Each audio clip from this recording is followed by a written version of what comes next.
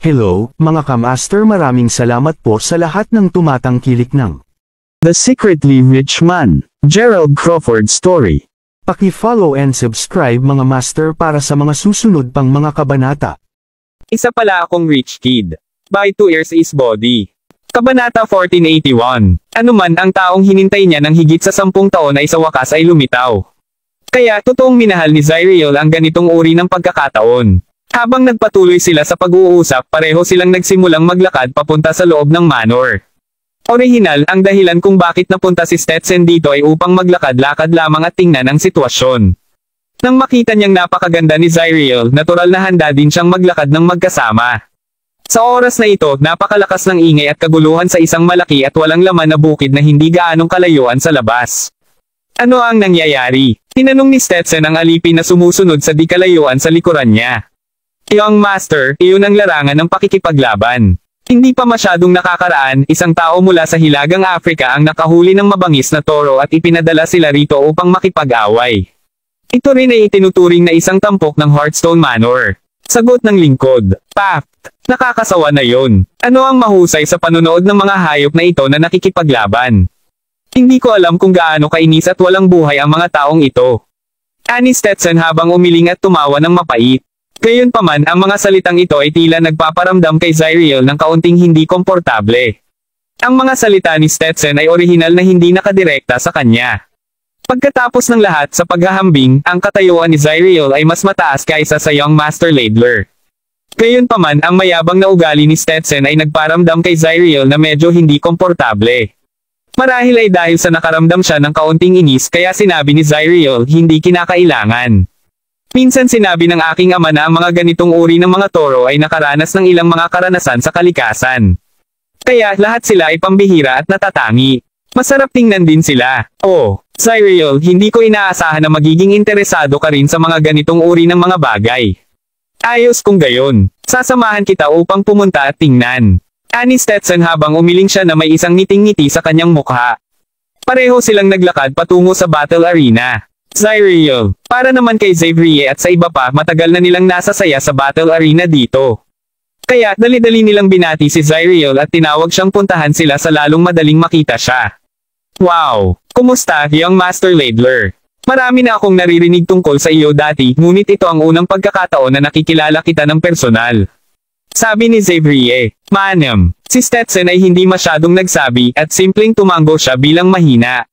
Si Stetson ay natural na napakamayabang at malamig. Naramdaman nito na medyo hindi nasisiyahan si Xavier dahil pakiramdam niya ay parang nawalan siya ng mukha. Kung sa bagay, hindi niya inaasahan na magiging mayabang at malamig siya. Ang buong kapaligiran sa larangan ng pakikipaglaban ay agad ding naging iba sa pagdating ni Stetson. Maraming tao ang automatikong lumayo at gumawa ng paraan para sa kanya. Nawala rin ang orihinal na ingay at kaguluhan. Nagtinginan sina Stetson at Zyriel patungo sa bukas na espasyo sa arena ng pakikipaglaban. Kasunod nito, nakita nila ang isang itim na toro na may mahabang gintong sungay sa noo na nakikipaglaban sa arena. Pasulyap-sulyap lang si Stetson sa toro bago niya ipikit ang kanyang mga mata na naiinis. Nako, ang natitirang mga tao na nagsasaka upang makamit ang espiritual na kaliwanagan ay nadama na parang ito ay isang ganap na kahangahangang bagay. Sa katotohanan, kahit na sumali sa lipunan, lahat sa kanila ay nagkaroon din ng kanilang sariling sakit. Halimbawa, si Stetson ay kailangang harapin ang napakaraming mga walang gaanong mga ants araw-araw. Ito ay talagang napakasakit para sa isang tulad ni Stetson. Sumulyap si Zyriel sa mayabang na Stetson. Sa oras na ito, hindi niya alam kung bakit mayroon siyang kakaibang pakiramdam sa kanyang puso.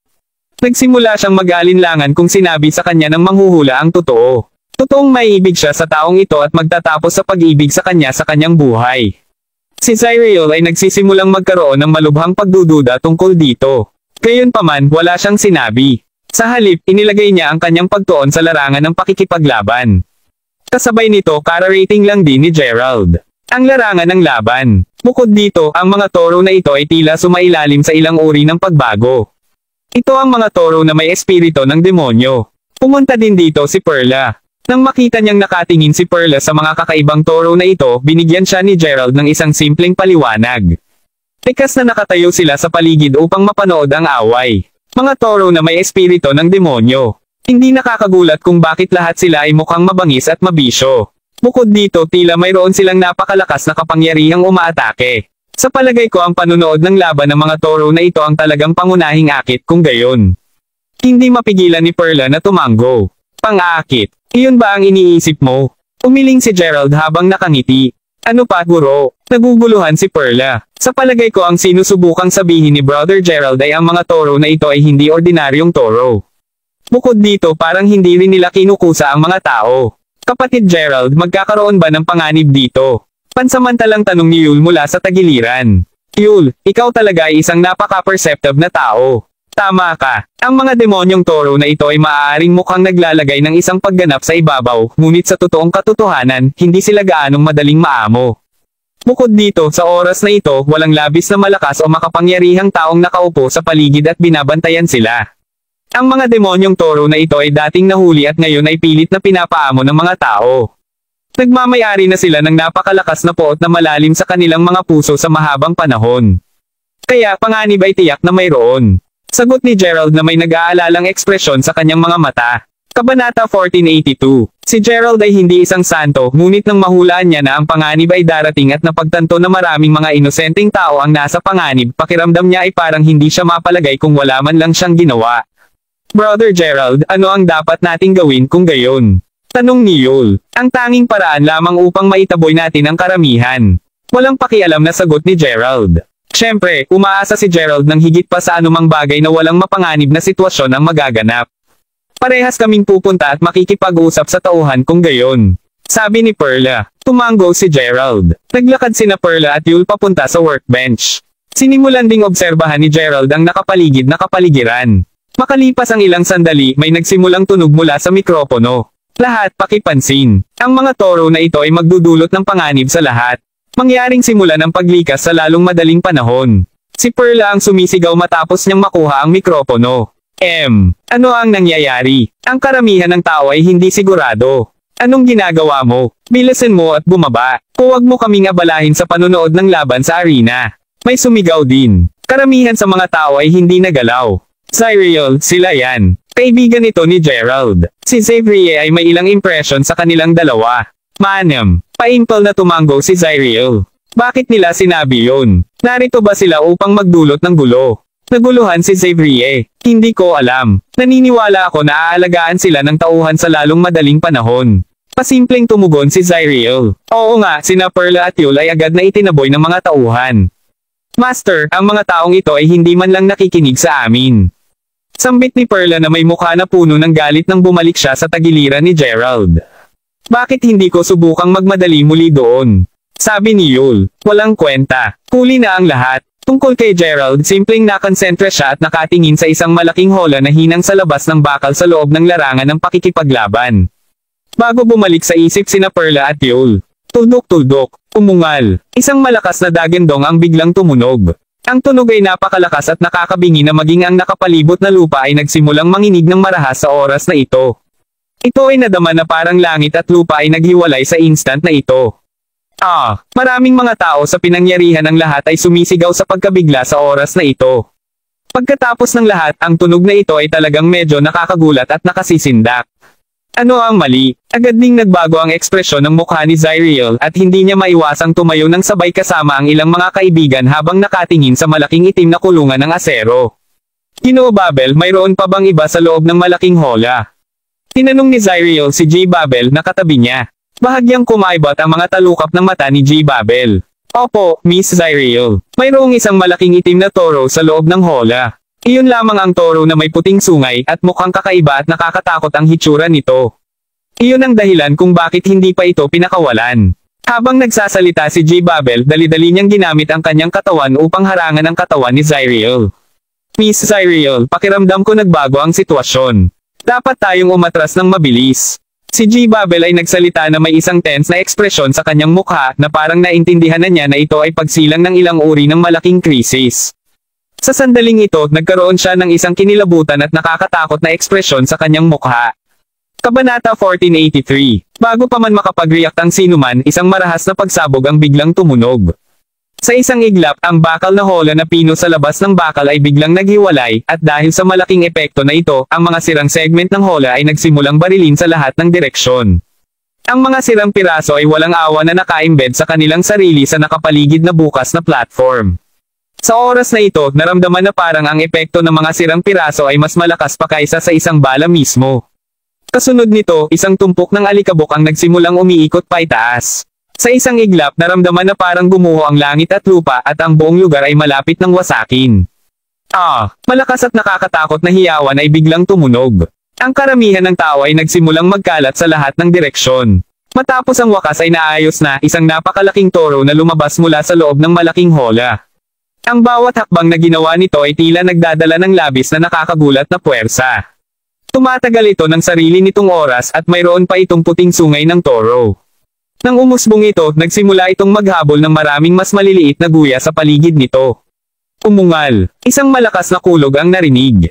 Lahat ay naramdaman na takot na silang lahat ay nanginginig sa kanilang puso. Lahat sila ay walang galaw. Kahit si Zyriel ay nagulat nang makita ang eksena sa harapan niya. Walang sino man ang naglakas loob na lumipat sapagkat walang sino man ang maaaring magagarantiyahan na hindi sila magtatapos sa pagiging unang target ng pag-atake ng toro kung nais nilang gumawa kahit isang solong paglipat. Ginoo Babel, labis ang kaba ni Zyriel. Kasabay nito tumingin siya kay Stetson na tahimik na nakaupo sa gilid. Ang mga mata niya ay nakapikit pa rin at parang nagpapahinga na siya. Hindi kaya napansin niya ang eksenang nauna sa kanya. Hindi. Na-realize na niya ang eksenang nasa harapan niya. Paano niya hindi ito napapansin? Gayunpaman, nasabi na ng kanyang ugali ang lahat. Ang nilalang na nauna sa kanya ay parang langgam lamang. Ito ay simpleng isang mas malaking langgam sa kanya. Ito ay isang eksena lamang kung saan inaatake ng mas malaking langgam ang mas maliit na mga langgam sa paligid nito. Nakakatawa. Ito ay simpleng napakatawa. Naisip ni Stetson sa kanyang sarili bakit palaging lumilitaw ang mga ganitong katawa-tawa na bagay sa mundong ito. Yung Master Ladler, ang demonyong hayop na ito ay umaatake sa mga tao. Nang makita ni Zyriel na hindi siya naiiba, hindi niya maiwasang mapaalalahanan siya sa ngayon. Kasabay nito, malaki rin ang inaasahan niya sa kanya. Tungkol naman sa pangalan ni Stetson, maraming ordinaryong tao ang narinig na tungkol sa kanya dati sa internet. Sa sandaling iyon, dahan-dahan silang nagsimulang lumipat sa likuran ng Stetson.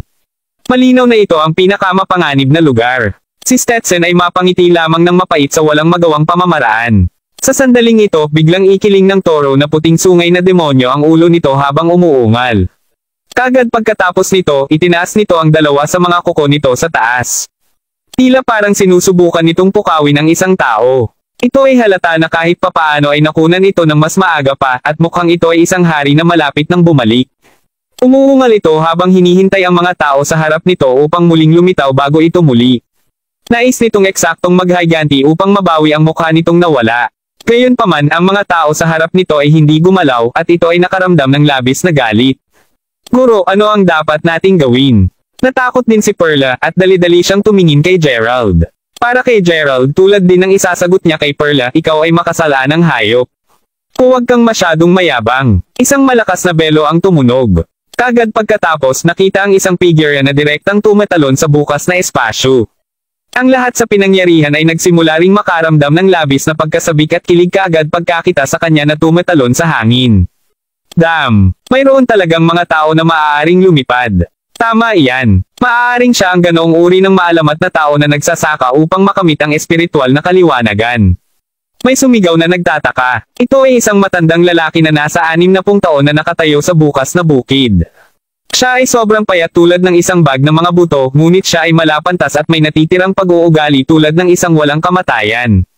Sa sandaling siya ay lumitaw, napagtanto ni Gerald na mayroong isang mayamang aura ng paglilinang sa loob niya, malinaw na siya ay isang tao na nagsasaka upang makamit ang espiritual na kaliwanagan. Nang makita ng demonyong toro na may lumitaw, kaagad na napuno ng pagnanasang lumaban.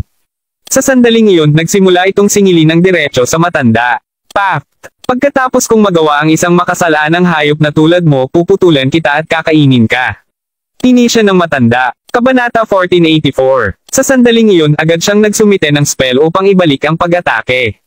Maaaring makita na nais ng matandang ito na gumamit ng isang malakas na ilaw ng taybak upang makamanyobra at direktang tumago sa demonyong toro. Gayunpaman, doon lamang biglang may kumislap ng puting ilaw mula sa puting sungay ng demonyong toro, at ang isang hugis spiral na ilaw ay biglang lumipad ng diretso sa matanda. Ang dalawang sinag ng ilaw ay nagsalpukan at ang ilaw ng espada ng matanda ay nawala sa isang iglap. Si Gerald na medyo malayo ang distansya mula sa matanda ay maaari ding maramdaman ang gulat sa boses ng matanda sa oras na ito. Ito ay dahil napagtanto lamang ng huli na ang kanilang lakas ay hindi sa parehong antas matapos na magpalitan ng palo sa isa't isa. Ang puting hollow light ay mabilis na tinamaan sa dibdib ng matandang lalaki at pinadalhan siya ng paglipad palabas na pahamak ng husto sa mga nagpapaputi. Sa oras na ito, lahat ng mga taong naroroon ay tunay na nakaramdam ng takot. Kahit na ang isang makapangyarihang matandang lalaki na ganoon ay talagang natamba sa isang hit lang. Ito ay simpleng demonyo. Isang demonyong hayop. Ang demonyong toro ay walang pakialam sa mga nanunood. Paimpal nitong sinama ng tingin ang matandang nakahiga sa lupa na may isang mapanuyan nitong mga mata. Iniangat nito ang mga paa habang nagsisimulang tapakan ang katawan ng matanda sa isang mapanlate na pamamaraan. Tila nasa panganib ang Tio Mace. Sa sandaling ito tila labis na kinakabahan si Zyriel. Si Uncle Mace ay isang nangungunang prestihiyosong panauhin sa aming pamilya at siya rin ay kaibigan ng aking ama. Young Master Ladler, nagtataka ako kung mayroon kang paraan upang talunin ang demonyong toro na ito at iligtas si Uncle Mace. Kinakabahan na tanong ni Zyriel. Siyempre, ito ay hindi hihigit sa isang langgam sa aking mga mata. Walang pakialam na sagot ni Stetson nang buksan niya ng bahagya ang kanyang mga mata. Kung gayon, maaari mo bang isave si Uncle Mace?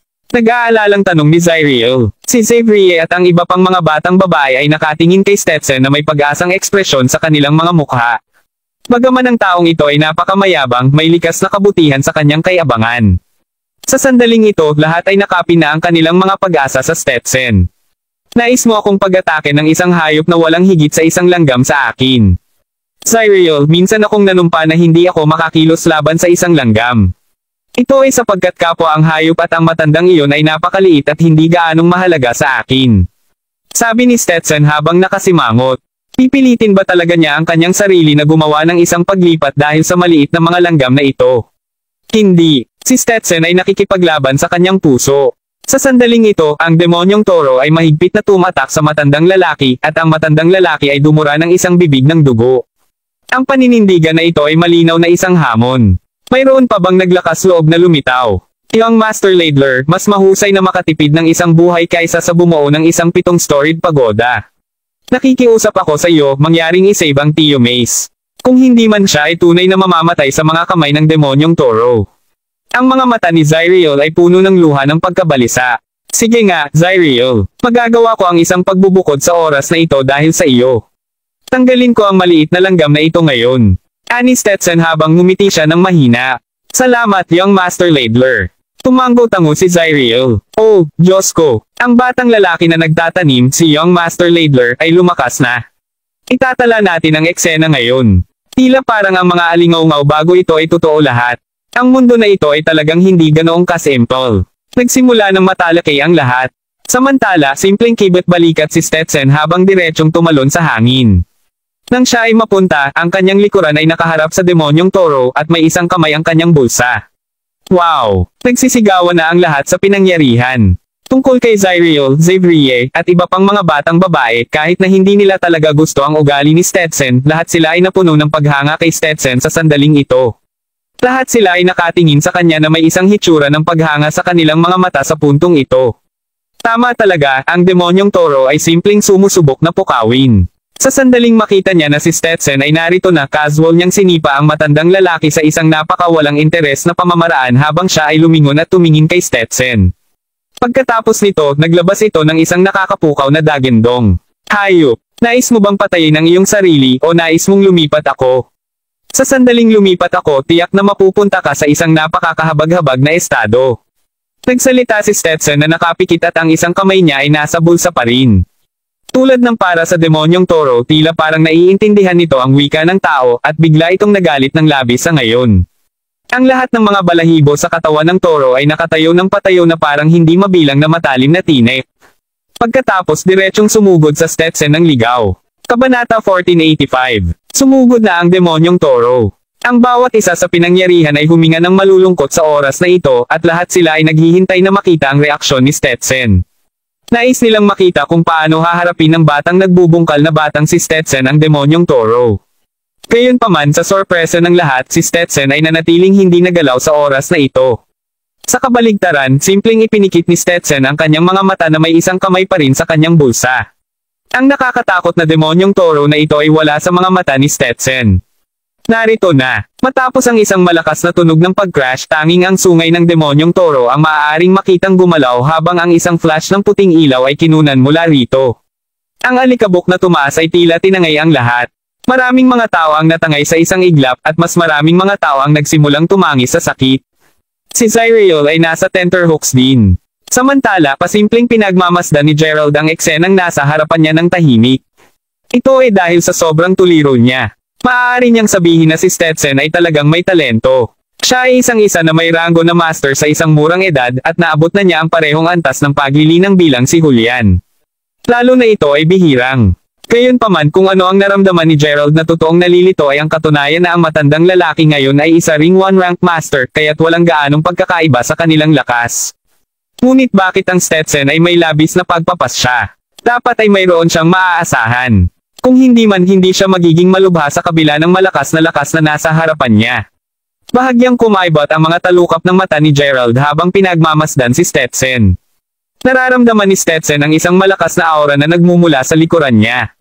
Sa sandaling ito, binuksan niya ng mariim ang kanyang mga mata. Ito ay dahil ang malakas na aura na ito ay agad na nakalock sa kanya sa lugar, at tila na ito ay mas maraming beses na mas malakas sa kanya. Paano ito? Bigla namang kinilabutan si Stetson. Paano napakalakas ng hayop na ito? Sa sandaling ito, hindi na naglakas loob si Stetson na maging walang ingat o walang ingat. Tumalikod siya ng buong lakas at lumaban siya ng may swerte. Gayunpaman, ang puting ilaw na puno ng aura sa harap niya ay patuloy na lumalaki at lumalaki. Tila mayroon itong hindi mapigil ang momentum. Boom! Agad na tinamaan si Stetson. May malakas na tunog ng tunog. Ang mga braso ni Stetson na ginamit upang labanan ang suntok ay tulad ng pagsabog ng isang malaking boiler. Mayroong puting gas na sumisingaw at sumabog ang langis mula sa loob. Ang damit sa kanyang mga braso ay agad na naging pulbos. Poof! Sumubo si Stetson ng isang dugo at ang kanyang buong katawan ay agad na lumipad paatros. Ang mga pulang meridian sa magkabilang braso niya ay parang mga bulating-bulating na diretso na nakahiga dito. Napakalakas. Hingal na hingal si Stetson. Tiningnan niya ngayon ang demonyong hayop na ito bilang isang kalaban. Sinabi ni Master na mayroong isang uri ng demonyong hayop na mayroon sa mundong ito at nagkataon nilang nakuha ang espiritu ng langit at lupa sa pamamagitan ng ilang uri ng kabanalan na kalaunan ay naging napakadaya. Bukod dito, ang kanilang mga katawan ay maaari ring magkaroon ng kakaibang pag-unlad. Dahil sila ay mga demonyo, sila ay magiging mga demonyong hayop. Sa makatuwid, tiyak na hindi sila matatalo kapag nakaharap sila sa mga taong nagsasaka upang makamit ang espiritual na kaliwanagan. Ngunit ngayon, ito ang iba pang sitwasyon na binanggit ng Master. Ang uri ng demonyong hayop na ito ay maaari ring umunlad sa isang tiyak na punto kung saan naabot na nila ang isang tiyak na antas kung saan nagagawa nilang linangin. Kapag dumating ang oras, magkakaroon sila ng napakalakas at hindi kapani-paniwalang lakas ng pakikibaka, ngunit ang ganitong sitwasyon ay napakabihirang. Tungkol sa hayop na ito, malinaw na ito ay isang demonyong hayop na nagbago sa isang pamantayan kung saan ito nakapaglilinang.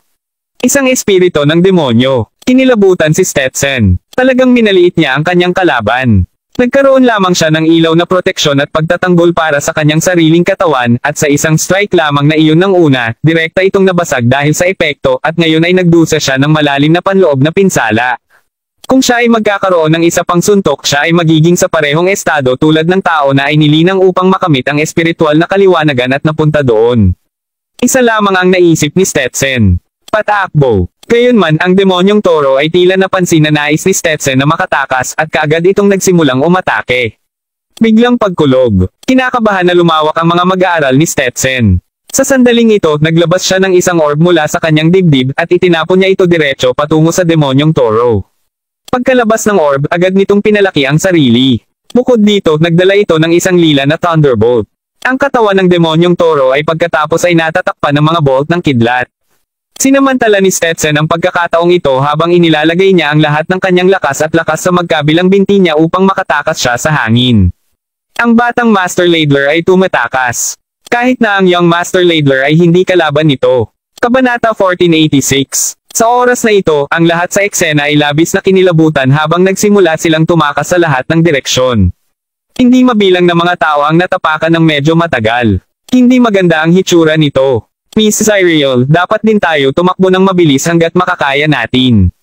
Pinrotektahan ni J. Babel si Zyril. Tumanggo-tango si Zyriel. Kasabay nito, naramdaman niya ang labis na pagkabigo sa kanyang puso.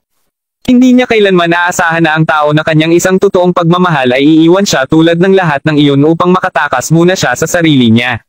Gayunpaman sa sandaling ito, huli na upang subukan at makatakas. Ito ay dahil ang lahat ay nagpapanik at nagtulak sa bawat isa sa gulo. Sa lalong madaling panahon, tinulak din si Zyriel at pinisil sa lupa. Pagkatapos mismo nito, nahulog siya patungo sa entablado. Zyriel. Si Xavier at ang ibang mga batang babae ay sumisigaw na sumigaw. Gayunpaman, maraming mga tao sa karamihan ng tao at wala silang paraan upang pumunta upang hilahin siya lahat. Tulad ng para sa demonyong toro na sinaktan ng mga kidlat, sa sandaling ito, ang pagbuo sa paligid nito ay tuluyang nawala. Umungal ito habang nakatingala sa langit. Inilabas nito ang hindi kasiyahan nito dahil nagplano laban dito si Stetson at nasa presa ito. Ang sakit na nararamdaman sa katawan nito ay agad na pumula ang mga mata. Puno ito ng hangarin sa pagpatay at ang unang target nito ay walang iba kundi si Zyriel na pinakamalapit dito. Kayong mga kasuklam-suklam na tao, mamatay ka. Ang demonyong toro ay talagang nagsalita sa wika ng tao. Ang boses nito ay kasing lakas ng tunog ng kampanilya. Kasunod nito, nagsimula na itong maglakad papunta kay Zyriel. Sa sandaling ito, si Zyriel ay natakot na hanggang sa mamatay. Siya ay tulala sa tuluyan at hindi niya alam kung paano tumugon sa lahat. Tungkol naman kay G. Babel, Xavier, at iba pang mga batang babae, lahat sila ay labis na balisa na lumuha na sila. Hindi. Huwag. Nadapa si Zyriel habang sinusubukan niyang bumangon mula sa lupa at nagsimula siyang umatras patungo sa isang tiyak na lugar. Ang demonyong toro ay wala ring pakialam at diretso itong sisingilan kay Zyriel. Doon lang dumating si Zyriel sa gilid ng isang mataas na platform at halos wala nang iba pang natitira sa gilid ng mataas na platform. Sina Gerald, Perla, at Yul lamang ang naiwan na nakatayo rito. Inangat ni Zyriel ang kanyang ulo at tiningnan si Gerald, halos parang umiiyak siya para sa tulong niya. Magkagayunman, hindi man kumilo si Gerald. Si Perla naman ay mabilis na kumilos at dali-dali siyang bumaba habang hinihila niya si Zyriel paakyat sa mataas na platform. Sa sandaling ito, si G. Babel, Xavier, at ang iba pang mga batang babae ay sumugod lamang sa panig na ito habang pinoprotektahan nila si Zyriel at itinago siya sa likuran nila. Ang talagang kakatwa ay ang karamihan ng tao sa una ay naisip na ang demonyong toro ay malapit ng mag-atake. Sa halip, simpleng tumayo ito sandali nang hindi gumagalaw. Ito ay dahil bigla itong nakakita ng isang tao at ang taong ito ay napakalakas.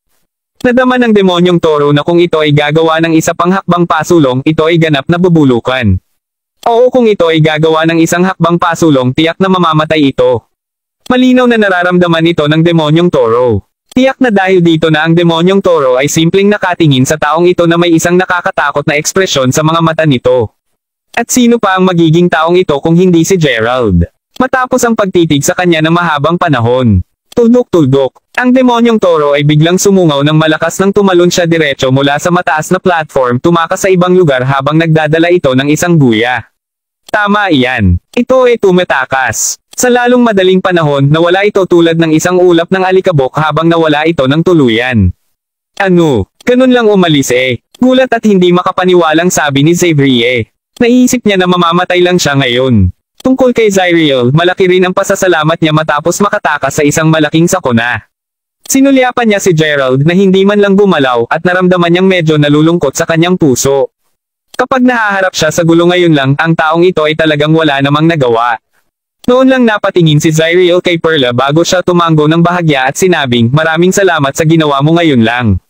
Kung hindi dahil sa iyo, napatay na sana ako ng demonyong toro. Hindi mo kailangang magpasalamat sa akin. Miss Zyriel, kung dapat kang magpasalamat sa isang tao, dapat mong pasalamatan ang aking, oh sige, Perla. Gumagabi na. Kailangan pa nating pumunta at tulungan si Yul na siyasatin ang kanyang problema." Teryo na. Magaan na sabi ni Gerald. Ayaw niyang mapunta sa anumang kaguluhan, pabayaan na lamang ilantad ang kanyang totoong pagkatao. Kung talagang gusto niya, kakailanganin lamang ni Gerald na huminga ng bahagya, at ang demonyong toro na iyon ay natakot na sa mga pantas nito ngayon lang. Gayunpaman, ayaw gawin ni Gerald. Kabanata 1487. Pagkatapos nito, diretsong umalis si Gerald kasama si Perla. Muling naramdaman ni Zyriel ang isang hindi maipaliwanag na pagpapakilo sa kanyang puso habang nakatingin sa likuran ni Gerald habang paalis na siya. Kung ang una o pangalawang pagkakataon ay isang pagkakataon lamang, ang pangatlong pagkakataon ay isang pagkakataon lamang din. Gayunpaman kung ang kanyang totoong pagmamahal ay hindi ang Master Ladler ngunit ang ordinaryong taong nasa harap niya, maraming aspeto ang hindi magkakaroon ng katuturan. Hindi mapigilan ni Zyriel na makaramdam ng labis na punit sa loob. Talagang pambihira ang taong ito. Sa sandaling iyon biglang sinabi ni G. Babel sa isang mahigpit na tinig. Ha, G. Babel, ano ang ibig mong sabihin? Alam ni Zyriel na dalubhasa din si G. Babel.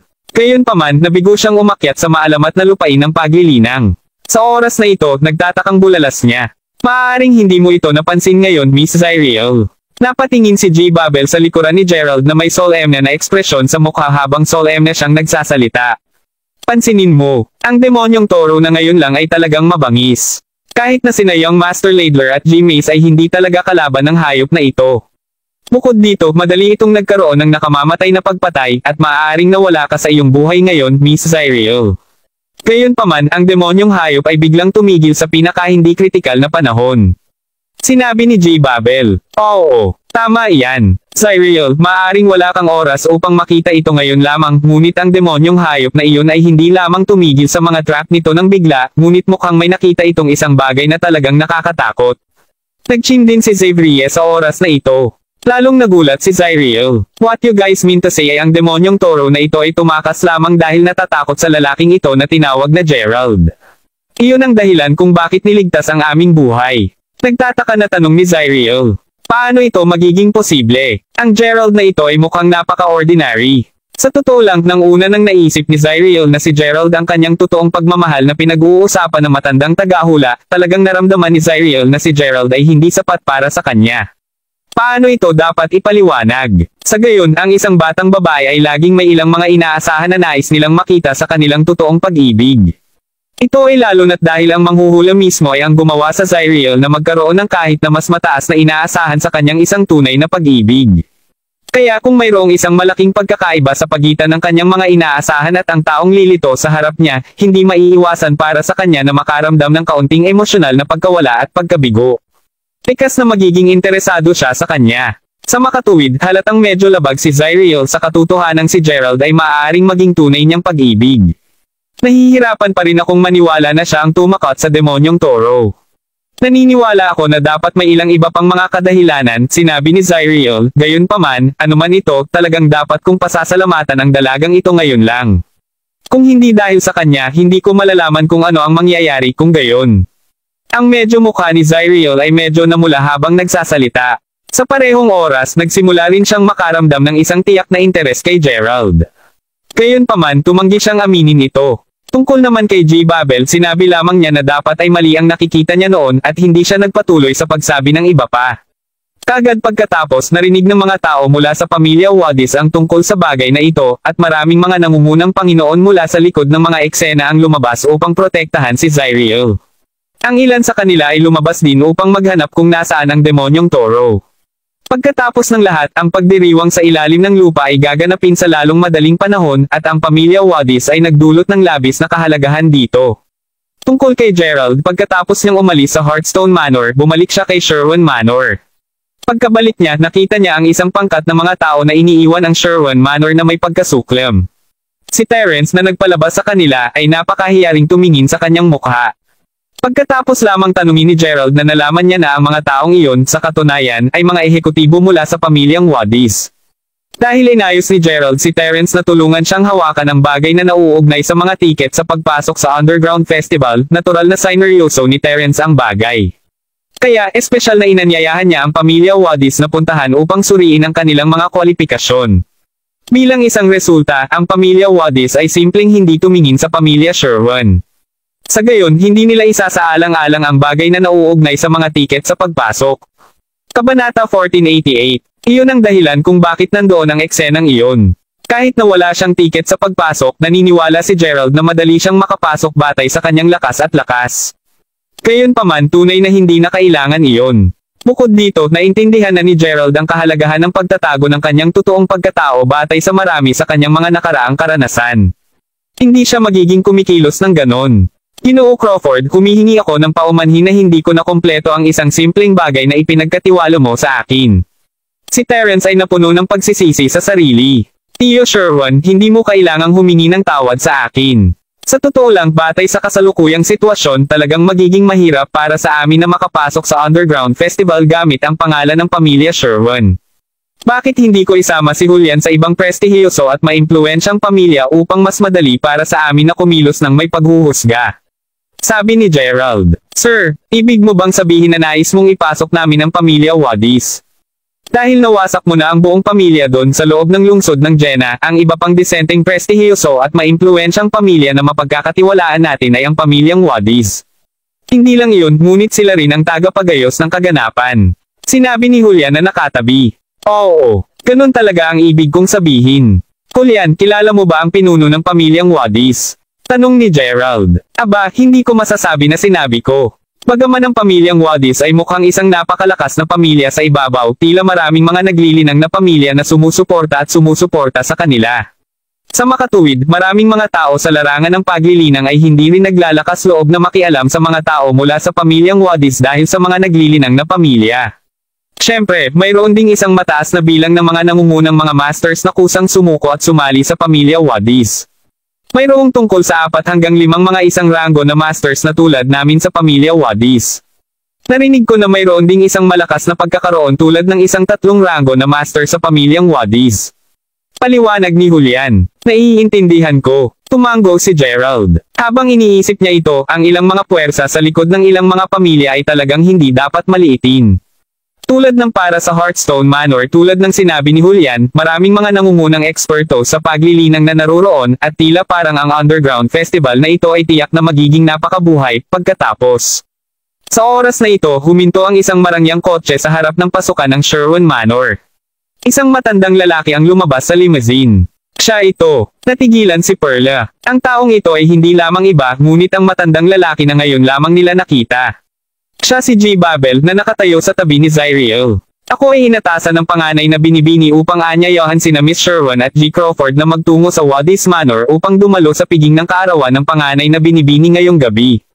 Matapos magsalita si G. Babel, inilahad niya ang 2 mga card ng paanyaya. Siya ang panganay na binibini ng pamilyang Wadis. Nagtatakang tanong ni Perla. Tumanggo si G. Babel. Tama iyan. Ang pinakamatandang dalaga ay nagawang makabalik mula sa mga patay ngayon. Ang lahat ay salamat sa inyong 2 sa pagligtas ng kanyang buhay. Kaya, nais kong hilingin sa inyong 2 na tiyakin na dumalo kayo sa kanyang kaarawan sa kaarawan ngayong gabi. Kinuha ni Gerald ang invitation card at tiningnan ito. Sa oras na ito, lumapit din si Julian habang binubulong niya si Gerald. Sir, wala ka naman talagang pagsisikap. Si Zyriel Wadis ay ang pinakamamahal na anak na babae ni Jacob Wadis. Kaya kung maaari kang maimbitahan na dumalo sa kanyang kaarawan sa kaarawan, tiyak na makakapagsakay ka sa isang tiket sa pagpasok sa underground festival. Tumanggo si Gerald. Bagaman hindi niya alam kung bakit ibabahagi ni Zyriel ang kanyang paanyaya sa kanya sa labas ng asol, nais niyang pumunta sa Wadis Manor upang personal ding tingnan ito. Kaya ito ay simpleng perpekto. Sa isang banda, maaari niyang malaman kung ano ang layunin ni Zyriel, at sa kabilang banda, maaari niyang subukan at samantalahin ang pagkakataong ito upang makakuha ng isang tiket sa pagpasok. Sige. Salamat sa gulo, G. Babel. Masasabi mo kay Miss Zyriel na tiyak na nandyan tayo ngayong gabi. Tumiti si Gerald habang tumanggo. Pagkaalis ni G. Babel, pinaplano ni Julian na ipagpatuloy ang pagsasanay sa mga bata sa pamilyang Sherwin. Sa oras na ito, biglang tumawag sa kanya si Gerald. Julian, huwag ka muna magpakabisi. May gusto pa akong tanungin sa iyo, Gerald said. Ano ito, Ginoo? Tuliro si Julian. Kabanata 1489. Iniisip ni Gerald ang tungkol sa demonyong toro na nakita niya ngayon. Kaya sinabi niya kay Julian ang tungkol sa lahat ng nangyari sa Hearthstone Manor ngayon. Si Gerald ay karaniwang hindi pa nakikipag-ugnay sa ilang mga hayop na demonyo. Lalo na ito para sa mga demonyong hayop na maaaring gumanap ng mahika ng demonyo. Ang kaalaman ni Gerald sa lugar na ito ay limitado lamang sa pag-unawa sa pag-aari ng kaluluwa ng hayop. Dahil magiging gabi na ito, kinailangan ding magmadali ni Gerald upang dumalo sa piging ng kaarawan ni Zyriel. Kaya hiniling ni Gerald kay Julian na sumama sa kanya upang maipagpatuloy nila ang pakikipag-usap sa paraan doon. Ito ay naka-out na sa mundong ito bilang karagdagan sa isang napakaliit na bilang ng mga tao na nagsasaka upang makamit ang espiritual na kaliwanagan, mayroon ding pagkakaroon ng ilang mahiwagang mga demonyong hayop. Gayunpaman, karamihan ay mayroon silang ilalim ng lupa o sa ilang mga kuweba. Napakahirap para sa sinumang ordinaryong tao na makita sila. Kahit na ang sinumang ordinaryong tao ay madapa sa isa, tiyak na mawawalan sila ng kanilang buhay. Sa makatuwid, mayroong napakakaunting impormasyon tungkol sa mga demonyong hayop. Ang isang demonyong hayop na maaaring magpalabas ng mahahalagang chi ay kilala rin bilang isang master. Gayunpaman, dahil talagang napakahirap para sa isang demonyong hayop na maabot ang larangan ng paglilinang na ito, natural lamang sa kanila na maging mas malakas at mas malakas kumpara sa sinumang mga tao na nasa parehong antas. Kung ang isang-isang ranggo na guro ay makikipagtagpo sa isang-isa na ranggo na master na demonyo sa isang ranggo, tiyak na madurod siya ng demonyong hayop na ito. Agad na naintindihan ni Gerald ang lahat matapos makinig sa paliwanag ni Julian. Hindi nakapagtataka kung bakit si Stetson at ang taong iyon na tinawag na G-Mace ay seryosong minamaliitin ang demonyong toro nang obserbahan nila ang aura nito. Talagang tinalo ng demonyong toro ang pareho sa kanila sa isang pag-ikot lamang. Ito ang dahilan. Pagkatapos nito, nakipag-chat si Gerald kay Julian tungkol sa pamilyang Wadis. Sa parehong oras, sa Wadis Manor. Sa pagsapit ng gabi, isang espesyal na hardin ang pinalamutian ng mga makukulay na ilaw. Ito ay dahil kaarawan ng panganay na binibini ng pamilyang Wadis, si Zyriel. Zyriel, ang ganda-ganda mo ngayon. Maligayang kaarawan, Zyriel. Sa parehong oras, maraming mayamang tagapagmana mula sa Jena City din ang dumating upang batiin siya ng mga regalo sa kamay. Siyempre, marami sa mga mayayamang tagapagmana na ito ay nagpunta rin dito na may iba pang mga hangarin, iyon ay upang ipakita kung gaano sila kagwapo at pribilehiyo sa harap ni Zyriel. Pagkatapos ng lahat, kung maaari silang magtapos bilang manugang ng pamilyang Wadis, umakyat na sana sila hanggang sa itaas para sa kanilang kinabukasan. Anuman, malinaw na si Zyriel ay tumutugon lamang dahil sa kagalang-galang. Kahit na ang mga kabataang Ginoo na ito ay lahat ay napakagwapo, wala sa kanila ang sapat na mabuti para sa kanya, at wala sa kanila ang maaaring hawakan ang kanyang puso. Zyriel, bakit parang may nasa isip mo ngayon? Hindi mapigilan ni Xavier na magtanong nang makita niya na si Zyriel ay simpleng binabati ang iba sa sobrang pagkaabala ng mukha. Hindi ako. Namula ang magandang mukha ni Zyriel, ngunit hindi niya maitago ang hitsura ng pagkabigo sa kanyang mukha. Bakit mo pa rin ito tinatanggihan? Pakiramdam ko ikaw ay bigo. Iniisip mo pa rin kung bakit ka pinabayaan ng Young Master Ladler ngayon. Bukod dito, iniisip mo rin kung bakit wala siya dito kahit alam niyang birthday mo, diba? Nararamdaman mo na dapat siyang lumapit kahit papaano upang magbigay sa iyo ng paliwanag, hindi ba?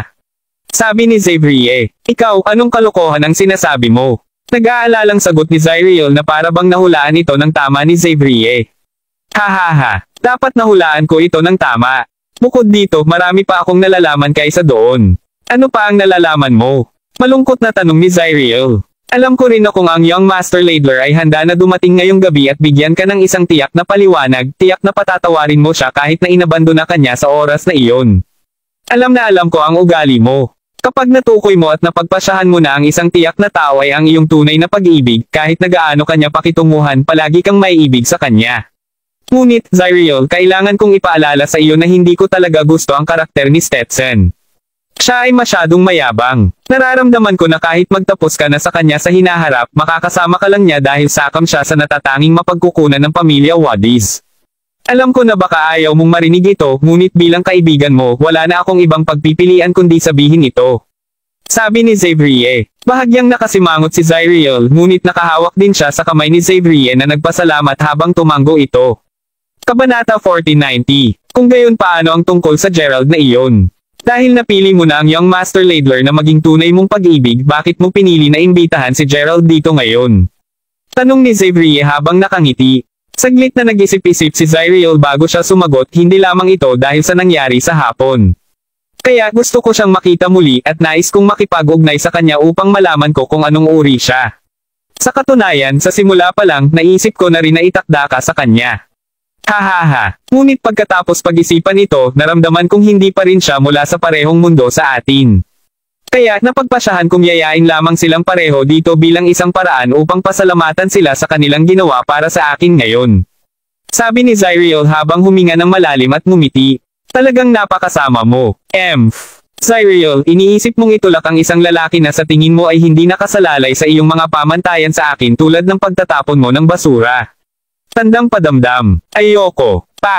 Sinimula ni Xavier na makipagtalo kay Zyriel. Habang nagsasalita silang dalawa, tinuro ni Xavier ang harapan. Zyriel, tingnan mo. Andito na si Gerald. Sigaw ni Xavier. Sa sandaling iyon itinaas ni Zyriel ang kanyang mga mata habang nakatingin sa pintuan. Nang makita niya si Gerald na naglalakad palapit sa kanya na may regalo sa kanyang kamay, naramdaman ni Zyriel na pumutok ulit ang kanyang puso ng walang dahilan. Miss Zyriel, maligayang kaarawan at salamat sa paanyaya. Sambit ni Gerald habang nakangiti. Aba, maligayang pagdating mo. Gusto ko ring pasalamatan sa pagligtas ng aking buhay sa Hearthstone Manor ngayon. Siguraduhin na manatili ka at magkaroon ng maraming inumin ngayong gabi. Bagaman nakaramdam si Zyriel ng pagkasuklam kay Gerald, hindi niya maiwasang tumingin pa sa kanya ng maraming beses dahil sa tumibok na puso niya. Ito ay dahil hindi niya natitiyak kung tumibok ang puso niya dahil sa kanya. Sige, tumango si Gerald. Pareho silang nagpalitan ng tingin. Sa sandaling ito, biglang nagliwanag ang kalangitan ng mga makukulay na paputok na sumaikop sa buong kalangitan at tila lumusot hanggang sa buong Jena City. Wow! Maraming tao ang nagsimulang bulalas. Matapos ang mga paputok, ang ilang mga salita ay nagsimulang umikli at bumubuo sa hangin. Maligayang kaarawan, Zyriel. Ang ilang mga salitang ito ay lubos na nakasisilaw at nakakaakit-akit sa hangin. Ramdam ni Zyriel ang kabog ng kanyang puso. Ano pa ang nakakagulat na darating pa? Sa sandaling iyon, isang pulang tela ang nakita na lumulutang mula sa hangin at dahan-dahan itong lumutang hanggang sa nahulog ito sa harap ng mga mata ni Zyriel. Ang pulang tela ay sumabog sa isang iglap at maraming mga makukulay na laso ang sumabog sa harap ni Zyriel. Sa sandaling lumitaw ang mga laso, lumitaw din sa lupa ang isang bilog na mataas na platform. Si Stetson, na may mahabang buhok at nakasuot ng tuxedo, ay nakatayo sa itaas ng mataas na platform na may isang kamay sa kanyang bulsa. Ang eksenang iyon sa harap ni Zyriel ay puno ng pantasya at pagmamahalan. Lahat ng tao sa pinangyarihan ay tuwang-tuwa din at ang kanilang emosyon ay naangat sa pinakamataas na punto. Para naman kay Zyriel, labis din siyang nagulat at gumalaw. Ito ay dahil naramdaman ni Zyriel na sa sandaling ito, nasasaksihan na niya ang pagdating ng isang bayani. Ang bida sa kanyang puso. Tungkol kay Stetson, ang kanyang mga mata ay nakapikit pa rin na para bang nasisiyahan siya sa tagay ng karamihan sa kanya. Sa kanyang mga mata, ang nag-iisang papel na ginagampanan ng mga mortal na ito sa harap niya bilang karagdagan sa pagkain at pagtulog ay upang masigasig lamang para sa isang dakilang Diyos na tulad niya. Iyon lang ang lahat. Matapos ang mahabang panahon, dahan-daang iminulat ni Stetson ang kanyang mga mata. Oo, konti lang. Ito ay sapagkat nanumpa siya na hindi niya kailanman bubuksan ang kanyang mga mata maliban kung makikipagkita siya sa isang disenteng dalubhasa. Ito ay dahil lamang sa ayaw niya ng anumang taong mortal na madumisan ang kanyang paningin. Kabanata 1491. Ang batang Master Ladler ay napakagwapo. Mamatay ako na masaya basta maging kasintahan niya ako sa isang araw. Daing ng isa sa mga batang babae sa karamihan ng tao. Si Stetson mismo ay simpleng sinabi, naniniwala ako na mayroong ilang mga hindi pagkakaunawaan tungkol sa insidente kung saan ako umalis ng mas maaga, Zyriel. Tuldok-tuldok. Hindi lang nangyari sa akin na makabangga ka sa gayong panganib. Ang aking paunang plano ay upang akayin ng demonyong toro ang layo mula sa eksena upang maisave ang lahat. Alam ko yan. Sagot ni Zyriel. Bakit ko siya napansin ng ganoon? Hindi pa ako natulak sa mataas na platform na iyon sa oras na umalis si Stetson. Walang paraan na malalaman niya ang tungkol sa panganib na malapit kong harapin. Tuldok-tuldok. Inisip ni Zyriel sa sarili na mas madali ang pakiramdam matapos marinig ang Stetson's paliwanag. Sa pamamagitan nito, nagpatuloy ang night birthday party at si Gerald at ang iba pa ay hindi na pinansin tulad ng dati. Ilang sandali pa ang lumipas nang ang isang nasa katanghaliang lalaki ay dahan-daang nagsimulang maglakad papunta sa lugar. Tuldok-tuldok. Nakatingin kay Zyriel at yung Master Ladler na magkatayo na nakatayo mula sa malayo, hindi niya maiwasang mapunta sa isang masisyang ngiti. Sa sandaling iyon si J. Babel ay lumakad papunta sa likuran ng nasa katanghaliang lalaki, ang kanyang titig na tila puno ng pamamangha sa lalaki habang bumuulong siya, guro. Bilang ito ay naging, ang nasa katanghaliang lalaki ay walang iba kundi si Jacob Wadis, ang Panginoon ng pamilyang Wadis. Huminga ng malalim pagkatapos ay sumagot si Jacob, napakabuti. Kumusta ang mga bagay sa pagitan ng Zyriel at Stetson? Si Stetson ba talaga ang totoong nagmamahal para kay Zyriel na binanggit ng manghuhula? Mula sa kanyang mga salita lamang halata na malaki ang pagkumbinsi ni Jacob sa sinabi ng manghuhula. Sa pag-iisip na iyon, labis siyang nag-aalala tungkol sa hinaharap ng kanyang anak na babae. Panipi tuldok-tuldok-tuldok. Tungkol doon ungol ni J. Babel habang iniisip niya ito. Magpatuloy, sabihin ang iyong isip. Sagot ni Jacob habang nakapatong ang mga braso sa likuran. Well, matapos pagmasdan siya ng ilang sandali, lilito na ang young Master Ladler ay umaayon sa maraming kalagayan ng manghuhula. Para sa isa, nagtataglay siya ng kapansin-pansin na mga kakayahan na hindi inaasahan na makamit ng ordinaryong tao. Mayroon din siyang mahusay na pinagmulan ng pamilya at ang kanyang husay sa martial arts ay napakalakas. Sinabi ni J. Babel na sinenyasan ang ngiti ni Yakov na lumawak. Panipi tuldok. Gayunpaman, may isang bagay na hindi kayang sumunod sa young Master Ladler. Habang sinabi ng manghuhula na tiyak na mahuhulog ang dalaga sa unang tingin sa taong nakatakdang makasama niya, ay hindi lilito na magkaroon ng masyadong maraming damdamin para kay Stetson. Sa kabaligtaran, nagkakaroon siya ng mga palpitations para sa walang tao. Iniulat ni J. Babel ng matapat. Ano? Walang tao? Sabi ni Yakov habang nakasimangot. Sa katunayan, ang tao mismo ay naruroon kaninang hapon sa Hearthstone Manor at nagsikap pa si Zyriel na anyayahan siyang muli sa manor ng pamilya Wadis. Ang pangalan niya ay Gerald Crawford. Ang pagdinig sa lahat ng ito ay tiyak na lampas sa inaasahan ni Yakov. Pagkatapos ng lahat, kung kailangan niyang pumili sa pagitan ni Stetson at ng walang tao, ito ay isang walang utak na si young Master Ladler ay magiging perpektong manugang niya. Speaking of which, siya yun. Sabi ni J. Babel habang nakaturo kay Gerald. Manalo ka. Siya ay tunay na pakiramdam tulad ng isang walang tao. Ang bastard na iyon. Tulad ng siya ay maaaring maging manugang ng aking pamilya. Napakahusay. Mamulong si Yakov nang maramdaman niya ang sakit ng ulo na darating habang iniisip ang lahat ng ito. Nagkaroon ng maraming mga pagkakataon sa kasaysayan ng Weston kung saan ang mga mayayamang batang babae ay nahulog sa pag-ibig sa mga ordinaryong kalalakihan, na sanhi nito na mahulog sila kasama ng kanilang mga pamilya.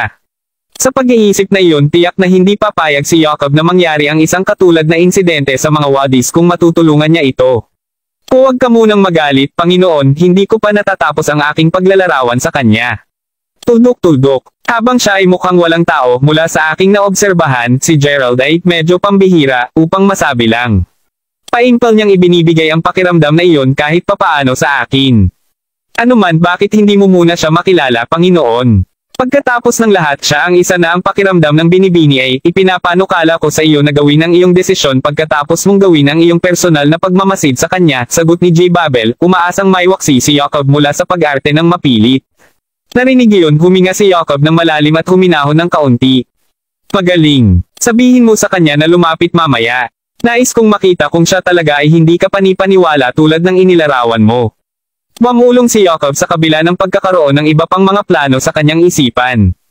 Narinig iyon at alam na ang kasiyahan ay nasa kasiglahan, ang waiter pagkatapos ay yumuko bago sumigaw, ang master ay dumating. Ang pangalawang narinig niya iyon, tumangala si Zyriel at nang mapansin ang pagdating ng kanyang ama, ay tumawag, Itay. Tulad ng para sa iba pa, agad silang tumayo sa harapan ni Yakov, ang master ng pamilyang Wadis, at binati, ang kasiyahan mong makilala ka, G. Wadis. Kabanata 1492. Nang tumayo si Gerald upang tingnan si Yakov, nakita ng lahat na nakatingin kay Stetson, na nakakagulat na tumayo rin tulad ng sinabi niya, G. Wadis. Nagpadala ako ng pagbati sa aking ama para sa kanya. Si Yakov mismo ay lumakad paakyat kay Stetson na may masayang mukha, hindi man lang nakakaistorbo tungkol sa ibang tao habang tinapik niya ng mahigpit ang balikat kay Stetson habang sinasabing, napalaki mo ng higit pa sa maraming taon, Stetson. Inaasahan kong maipakita mo muli ang iyong pambihirang talento sa ilalim ng kapistahan sa ilalim ng lupa ngayong taon. Matapos magpalitan ng ilang sandali kay Stetson, ang ibang mga kalalakihan sa karamihan ay nagsimulang magpakilala rin. Gayunpaman, malinaw na si Yakov ay hindi masigasig sa kanila dahil wala sa kanila ang kasing halaga ni Stetson sa kanyang mga mata. Tungkol kay Zyriel, matapos mapagtanto na hindi pinaplano ni Gerald na ipakilala ang sarili, naramdaman niyang nakakaawa siya para sa kanya. Pagkatapos ng lahat, ang ibang mga lalaki ay tiyak na higit na natatanging kumpara kay Gerald. Habang si Zyriel ay walang pag-aalinlangan na maibabahagi niya ng maayos ang isang mundo sa kanyang sariling bilog ng mga kaibigan, tunay na hindi siya kabilang sa iisang mundo na ang mga panauhin ay narito, sa pamamagitan nito, natagpuan niya ang kanyang sarili na lumalaki ng bahagyang mahabagin habang iniisip niya, siguro kung ito ay talagang isang magandang ideya na inimbitahan siya sa aking pagdiriwang ng kaarawan. Tuldok. Bueno, walang silbi iyak tungkol dito ngayon na narito na siya. Sa pagtatapos ng kanyang saloobin, kinuha niya ang hakbangin upang ipakilala si Gerald sa pagsasabing, pahintulutan akong ipakilala sa iyo ang dalawang ito, ama. Ito si Gerald Crawford at ang katabi niya ay ang kaibigan niyang si Perla Sherwin. Iniligtas nila ako kaninang hapon. Habang ipinakilala lamang ni Zariel kay Gerald sa kanya dahil sa awa, hindi mapigilan ni Jacob na medyo magalit nang marinig niya iyon. Kung tutuusin sa kanya, ito ang paraan niya upang subukang maging palakaibigan kay Gerald. Tulad ng isang pahiwatig ng paghamak na makikita sa kanyang mga mata, casual na sinabi ni Jacob, kaya ikaw si Gerald. Sabihin mo sa akin saan ka kasalukuyang nakatira, at anong mga pag-aari ang mayroon ng iyong pamilya. Sa totoo lang, anong uri ng mga kakayahan ang mayroon ka? Nakatitig ang mata habang binombahan ng kanyang ama si Gerald ng mga katanungan, natagpuan ni Zariel ang sarili na nagtatanong, Itay, ano ba ang ginagawa mo? Tay, bakit mo ito ginagawa?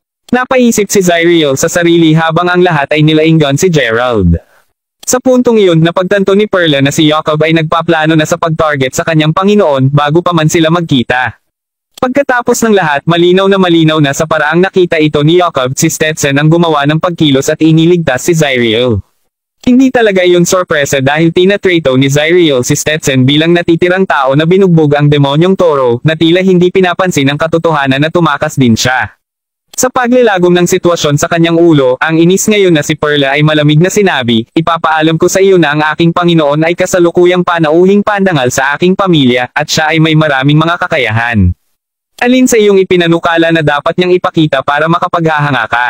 Nang marinig ang saway na iyon, lahat ng naroon ay agad na natigilan. Si Jacob mismo ay labis na nagalit sa sinabi nito na napahalakhak siya bago kumalas ang iyong pamilya. Kahit saang pamilya kakabilang. Ang pamilya Sherwin mula sa Jenna State. Pabalang na sagot ni Perla. Narinig iyon, ang ilang mga executive na nakatayo sa likuran ni Jacob ay lumapit sa kanya bago binulong ang ilang mga bagay sa kanyang tainga. Kasunod nito, pagkatapos ay tumango si Jacob ng isang mapait na ngiti bago sabihin, nakikita ko, kaya apo ka ni Terence. Sa sinabi sa akin, tinangka ng iyong pamilya na lumahok sa underground festival ngayong hapon, tama? Gayunpaman, tinanggihan ka, hindi. Hindi inaasahan na sasabihin talaga ni Jacob ang mga ganoong bagay. Natagpuan ni Perla ang kanyang galit na gusali ng higit pa habang ngumiti ng mahina si Jacob bago idinagdag, sa pagsasalita ng pangyayaring iyon, nagtataka ako kung naisave mo lamang ang aking anak na babae ngayon upang makakuha ng pag-access sa partido. Tuldok-tuldok, inaasahan mo ba na makakuha ng isa pang pagkakataon na makakuha ng isang tiket sa pagpapasok o kung ano? Panipi tuldok-tuldok-tuldok, ikaw, ano ang sinabi mo lang? Ungol ng matinding galit na si Perla. Ikaw ay isang tanyag at makapangyarihang master, hindi ba? Paano mo may target kami ng ganito sa simula pa lang? Mismong si Zariel ay hindi inaasahan ng kanyang ama na palaging nagpapanatili ng isang seryosong harapan na magsabi ng ganoong bagay sa harap ng maraming tao. Pagdating lamang ng mga bagay sa isang pagkabulol, ang malamig na tawa ni Jacob ay sumaya sa mahirap na katahimikan. Hindi na kailangang magalit, Miss Sherwin. Nagbibiro lang ako. Tingnan mo, sinabi mo na maraming kakayahan ang Gerald, tama ba? Kaya, dapat mong malaman na pinakamamahal ko ang mga taong may kakayahang. Sabi ni Jacob bago tumalikod upang tumingin kay G. Babel. Sa nasabing iyon, anyayahan mo siya sa likod ng bahay, G. Babel. Pupunta muna ako, ngunit alam na mayroon akong ilang mga bagay na kumonsulta sa iyo, Gerald. Kinutya ni Jacob habang panandalian niyang sinulyapan si Gerald bago lumakad papunta sa likuran, ang mga braso ay nakatabi pa rin sa likuran niya. Kabanata 1494. Sa kabila ng mga bagay na hindi naging maayos tulad ng gusto niya, hindi pa masyadong nag-aalala si Gerald. Pinakamasamang sitwasyon, dapat na lumaban si Gerald papasok sa festival. Kahit na sa pag-iisip na iyon, gayunpaman, nagkaroon pa rin ng kaunting kumpiyansa si Gerald na ang mga bagay ay tatakbo sa huli. Habang naiisip niya ang kanyang susunod na paglipat, si Gerald na nakaupo sa likurang upuan na nakapikit, ay biglang binuksan ang kanyang mga mata bago umorder, Perla, pigilan mo ang kotse. Ha? Ano ang problema, Panginoon? Tanong ni Perla, natigilan. Sandali na binibigyang pansin ang kanyang paligid pagkatapos ay sumagot si Gerald. Kami ay na-target ng isang tao. At tila ang tao ay hindi masyadong malayo sa amin. Ano? Maaaring nagpadala si Jacob ng mga tao upang patayin kami. Anong bastard? Ungol ni Perla. Duda ako dyan. Pagkatapos ng lahat, ang isang nagbubuntot sa amin ay may isang napakalakas na aura. Tinitiyak kong obserbahan ang anumang pambihirang mga tao na nakilala ko sa Wadis Manor ng mas maaga, at sa pagkakaalam ko, sigurado ako na walang sino man ang mayroong pambihirang sapat na makapagdala ng napakalakas na aura, paliwanag ni Gerald, na nakatuon pa rin sa paligid. Kung gayon payagan akong manatili at tulungan ka, Ginoo. Sabi ni Julian, hindi na kailangan iyon. Umalis na lang kayo kasama si Perla. Gusto kong makita kung sino muna ang taong ito, sagot ni Gerald. Bago pa man makasagot ang alinman sa kanila, kapwa sila nanood nang nawala ang katawan ni Gerald mula sa sasakyan. Madilim ang gabi at sumugod si Gerald hanggang sa isang tabi ng ilog na Dumb bilang isang moat para sa Jenna City. Napapaligiran ng siksik na kagubatan, pinapakinggan ni Gerald ang banayad na kaluskos ng mga dahon sa itaas ng maraming mga puno. May isang tumatakbo sa itaas ng mga ito upang lumipat sa itaas ng lupa. Sa kabila ng pag-alam nito at nakikita ang bahagyang pagkalumbay ng mga dahon nang naapakan sila, hindi talaga nakita ni Gerald ang tunay na tao. Ni hindi anino nila. Bigla, narinig ang dalawang magkakaibang mga snap at natagpuan ni Gerald ang kanyang sarili sa tamang oras upang makaiwas sa isang dahon at isang sanga na nagmula nang wala kahit saan. Pareho sa kanila ang mabilis na gumagalaw at may napakalawak na puwersa na sa totoo lang pakiramdam nila tulad ng mga laser beam. Ang eksaktong lakas ng pag-atake ay maliwanag nang ang dalawang projectile ay ganap na binasag ang isang malaking puno na sapat na makapal para yakapin ng tatlong may sapat na gulang na mga lalaki sa mga piraso ng mabanga. Sa oras na ang tunog ng paputok ay namatay, natagpuan ni Gerald ang kanyang sarili na iniisip na ang pagsasanay ng mananakit ay hindi talaga lahat ng pambihirang. Bago pa siya makapag-isip-isip pa, sinalubong si Gerald ng nakakakilabot na tunog ng maladyos na tawa. Kuminto ka na sa pagtawa at ipakita sa iyong sarili. Narito ako, hindi ba? Casual na sagot ni Gerald. Dahil sadyang pinakawala ng tao ang kanyang banal na pandama kanina, mayroon ng kutob si Gerald na sadyang nais niyang akayin doon si Gerald. Sa pag-iisip na iyon, nais ni Gerald na makita kung sino ang tao at kung ano ang mga motibo niya. Matapos ang matigang paghihintay ng ilang sandali, simpleng nagpatuloy ang kakatuwang tawa. Kasabay nito, isang serye ng mga ipoy-po ang biglang nabuo sa paligid ni Gerald nang wala kahit saan. Isang malakas na aura. Nang makita na ang masugatan ay hindi masigasig na sumagot, ang ngayon na medyo inis na si Gerald ay idinagdag, tapos ka na. Kasunod sa isa pang dagindong ng tawa na magpapadala ng panginginig na tumatakbo sa gulugad ng sinuman, mula sa kadiliman, isang boses sa wakas ay sumagot, ikaw ay isang binata, hindi ba? Magtiis ka pa. Ang pagkakaroon ng sapat na mga laro ng lalaki, kumunot ang noo ni Gerald bago sumugod patungo sa direksyon na naramdaman niya ang lalaki sa, at hindi nagtagal, nakita niya ang isang matandang may buhok na matandang lalaki, na nagbibigay ng isang itim na balabal na nakatayo sa pinakadulo ng isang puno. Nang makita na napansin siya ni Gerald, tumalon ang lalaki bago dahan-daang bumababa tulad ng isang malaking paniki papunta sa isa pang dulo ng puno na mas malapit sa kabataan. Nang nandoon na siya, ikiling ng matandang lalaki ang kanyang ulo paatras bago muling tumawa, ang nakakakilabot na tunog na umalangaw-ngaw sa buong kagubatan. Kabanata 1495. Kung maaari, sino ka talaga, Ginoo? Tanong ni Gerald habang nakatingala at pikit ang mata sa taong masamang ngisi. Mula sa kung ano ang maaari niyang mawari, ang aura ng pagsasanay ng taong ito ay mas malakas kaysa kay Julian. Sa nasabing iyon talagang hindi mapigilan ni Gerald na magkaroon ng mas mataas na opinyon sa matanda. Sinabi sa katotohanan, mula nang lumabas si Gerald sa manood ng pamilya Wadis, naramdaman niya ang pagkakaroon ng isang tao na nagsanay upang makamit ang espiritual na kaliwanagan. Gayunpaman, dahil maraming tao roon dahil sa underground festival at ang tao ay tila hindi interesado na ibunyag ang kanilang sarili sa oras na iyon, hindi lamang sila pinansin ni Gerald.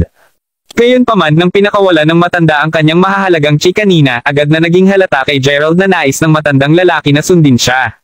Sa pag-iisip na iyon, si Gerald, na gustong makita kung ano ang gusto ng taong iyon mula sa kanya, ay sumunod lamang sa kanya dito, na kalaunan ay humahantong sa kasalukuyang sitwasyon. Ano man ang kaso, hindi pinansin ng matandang lalaki ang tanong ni Gerald at tumawa ng malakas bago sinabi, kung iisipin ay mabubuong ako ng isang batang may talento ngayon. Tuldok-tuldok. Kailangan kong sabihin, mas malakas ka kaysa kay Stetson. Tunay na gumagawa ng mabuting hatol ang langit. Hindi nakuha ang kanyang tugon, ang inis na si Gerald ay malungkot na inulit. Muli, sino ka talaga? Pagkiling sa kanyang ulo habang siya ay tumatawa ng baliw muli, ang matanda pagkatapos ay sumagot, inaasahan kong makinig ka ng mabuti bago ka mamatay, batang lalaki.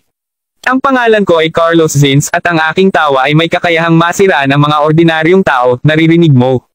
Tandang padamdam. Nanginginig bago ang aking nakakakilabot na boses.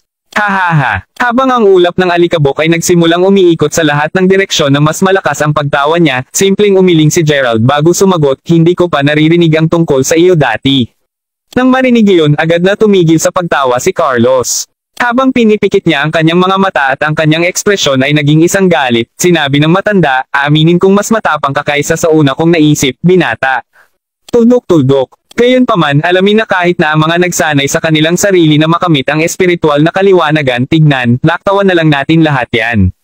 Sinabi mo sa akin na makinig ng mabuti bago ako namatay, tama ba? Nangangahulugan ba iyon na balak mong patayin ako o kung ano man? Putol ni Gerald. Nais ni Carlos na sabihin na kahit na ang mga nagsanay sa kanilang sarili na makamit ang espiritual na kaliwanagan ay gawin ng magalang sa harap niya. Sa pag-iisip na iyon, ang nag-ambala ni Gerald ay nadagdagan lamang ang hindi kasiyahan ng matanda. Sa kabila ng kayabangan ni Gerald, nanatiling cool si Carlos. Kung sa bagay, alam niya sa totoo lang na babayaran na ni Gerald ang presyo sa lalong madaling panahon. Habang ikaw ay tiyak na matalino, sa kasamaang palad ay pantay kang tanga. Pagkatapos ng lahat sa kung gaano kakalmado sa kasalukuyan, lilito na ikaw ay medyo masyadong ignorante upang mapagtanto na ako ay kasing lakas ng isang demonyong hari. Gayon din sinabi mong hindi mo pa naririnig ang tungkol sa akin dati, di ba? Oo, sisiguraduhin kong i-drill ito sa iyong isip bago ka mamatay. Sa pamamagitan nito, pinalabas ni Carlos ang isang malakas na tawa. Na nagresulta sa isang pagkabigla na hindi lamang naging sanhi ng pagguho ng mga nakapaligid na puno, ngunit nagpadala rin ng tubig na umiling na parang isang pagsabog na naganap. Damit, ginagawa niya ulit. Ungol ni Gerald, pakiramdam na magkakaroon siya ng mental breakdown kung marinig pa niya ang tawa na iyon.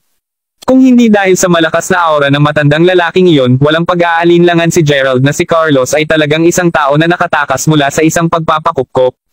Natatawang nagtatago, pagkatapos ay umungal si Carlos, sinasanay ko na ang aking sarili na makamit ang pang-espiritual na kaliwanagan sa loob ng mahabang panahon ngayon, at ang aking dalubhasa ay sinisipsip ang mahahalagang chi at banal na dugo ng iba. Sa madaling salita, maaari mong ituring ako bilang isang buhay na bangungot para sa mga taong katulad mo na nagsasanay na makamit ang espiritual na kaliwanagan. Hahaha, nakikita ko. Kaya sinanay mo ang iyong sarili sa pamamagitan ng pag-aalis ng mahahalagang chi at banal na dugo ng iba. Tuldok-tuldok. Kung iyan ang kaso, ipinapalagay kong napunta ka dito na alam na lubos na maraming tao na nagsasanay na makamit ang espiritual na kaliwanagan dadalo sa underground festival, tama? Ang iyong plano ba ay magpatuloy sa pagtago sa dilim? Upang ikaw ay makapasok sa mga ganoong tao kapag sila ay nag-iisa bago maalis ang kanilang mahahalagang chi at banal na dugo? Tanong ni Gerald, sa wakas nakakuha ng mas malaking larawan. Matalim ka, bibigyan kita ng ganyan. Ano man, alamin na ang aking paunang target ay si Stetson.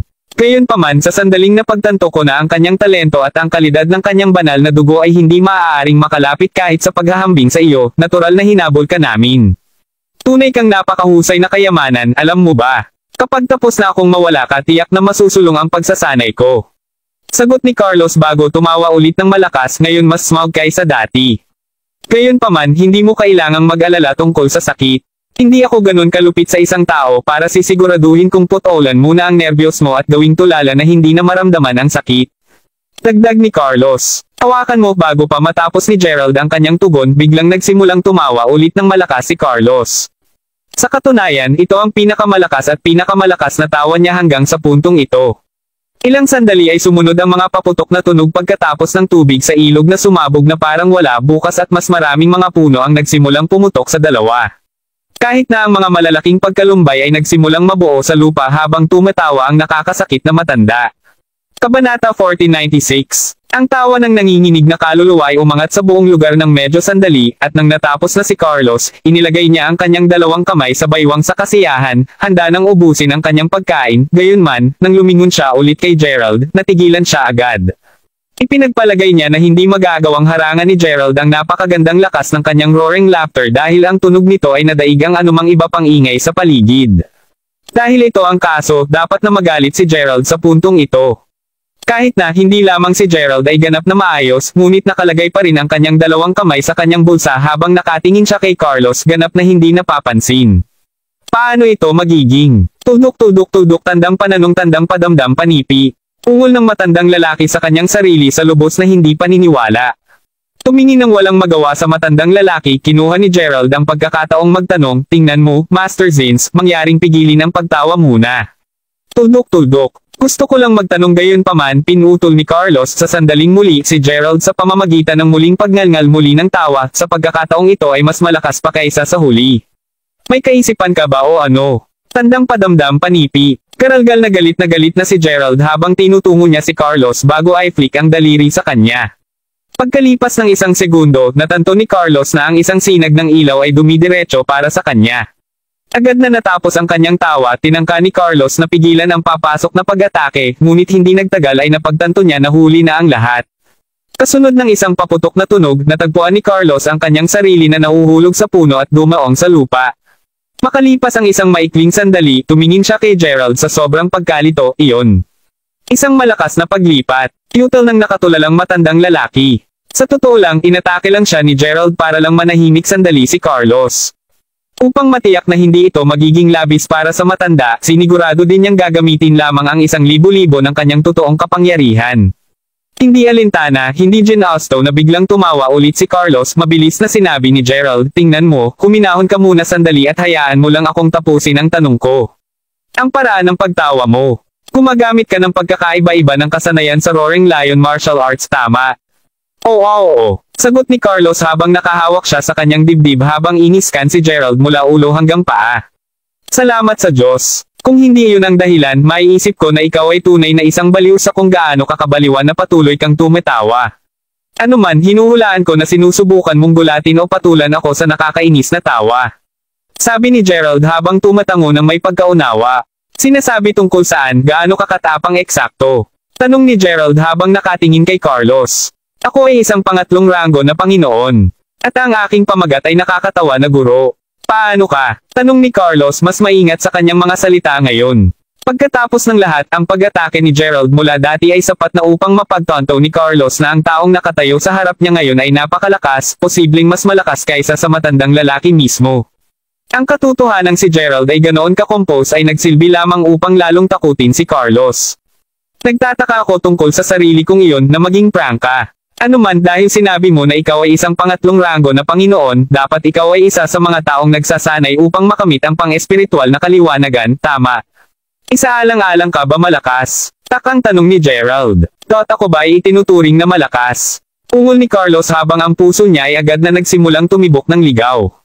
Anong biglang kalokohan? Kung hindi siya makapangyarihan, bakit maraming mga tao na nagsasanay na makamit ang pang-espiritual na kaliwanagan, ang tatawagan sa Laughing Master bilang isang buhay na bangungot? Tandang padamdam. Sino nga ba ang binatang ito? Nagtataka kay Carlos na hinahanap si Gerald na napakakakaiba. Kung sino man siya, natagpuan ni Carlos ang kanyang sarili na hindi makakasundo sa katotohanang talagang iniisip niya ang tungkol sa pagtakas mula sa wala pa sa gulang at walang karanasan na binatang ito. Habang iniisip ni Gerald ang tungkol sa dati nang sinabi sa kanya ni Julian na ang mga master na nasa ranggo ng ikatlo ay itinuturing na cream ng ani, ang mukha ni Carlos ay biglang nasakupan ng kadiliman, naiwan lamang ang kanyang pulang-pulang mga mata na nakikita. Hindi niya palalampasan ang isang pagkakataon na atakehin si Gerald habang siya ay nakabantay, at sa pag-iisip na iyon, galit na umugang siya bago sumugod patungo kay Gerald upang mag-atake. Kabanata 1497. Nabuhay ako sa aking buhay na walang hadlang sa lahat ng ito habang. Sa nasabing iyon, walang paraan na talo ako laban sa wala pa sa gulang at walang karanasan na binata. Simpleng imposible. Naisip ni Carlos sa kanyang sarili, isang labis na kakilakilabot na ekspresyon sa kanyang mukha habang iniunat ang kanyang palad. Habang ang 5 mahaba at itim na mga kuko ay umaabot mula sa kanyang palad, humingal si Carlos, "The hell with you. Pinanganak mo ako," sagot ni Gerald habang tinitignan ang papasok na pag-atake bago umiling, isang mapulang ngiti sa kanyang mukha. Bago pa man makapagdulot ng anumang pinsala si Carlos, tumitig siya ng malapad ang mata habang marahang pamitik si Gerald sa kanyang direksyon. Nagpapadala ng isang sinag ng ilaw na lumilipad patungo sa kanya. Hindi makaiwas sa oras, ang gintong ilaw ay sumugod sa kanyang kadiliman na kompletong kumakalaban sa pag-atake ni Carlos habang ang isang paputok na tunog ay narinig. Ang susunod na alam ng matanda, siya ay lumilipad pa atras na parang kusang saranggola. Ang isang malaking tipak ng kanyang damit sa paligid ng kanyang dibdib na lugar ay napunit piraso at ang dugo ay dumadaloy na sa kanyang bibig na parang bukas. Tinitiis ang napakalubhang sakit na dinaranas niya ngayon sa buong katawan niya. Tiningnan ni Carlos si Gerald ng lubos na hindi makapaniwala habang sumisigaw, "Paano? Paano posible ang anuman sa mga ito?" Tudok, tandang pananong tandang padamdam panipi. Hanggang sa sinabi ni Carlos, hindi pa naging seryoso si Gerald sa kanyang pag-counterattack. Pagkatapos ng lahat, napansin siya ng matandang saglit na naglalabas ng isang napakalawak na aura na napakalakas na maaari itong maging wakas sa mundo.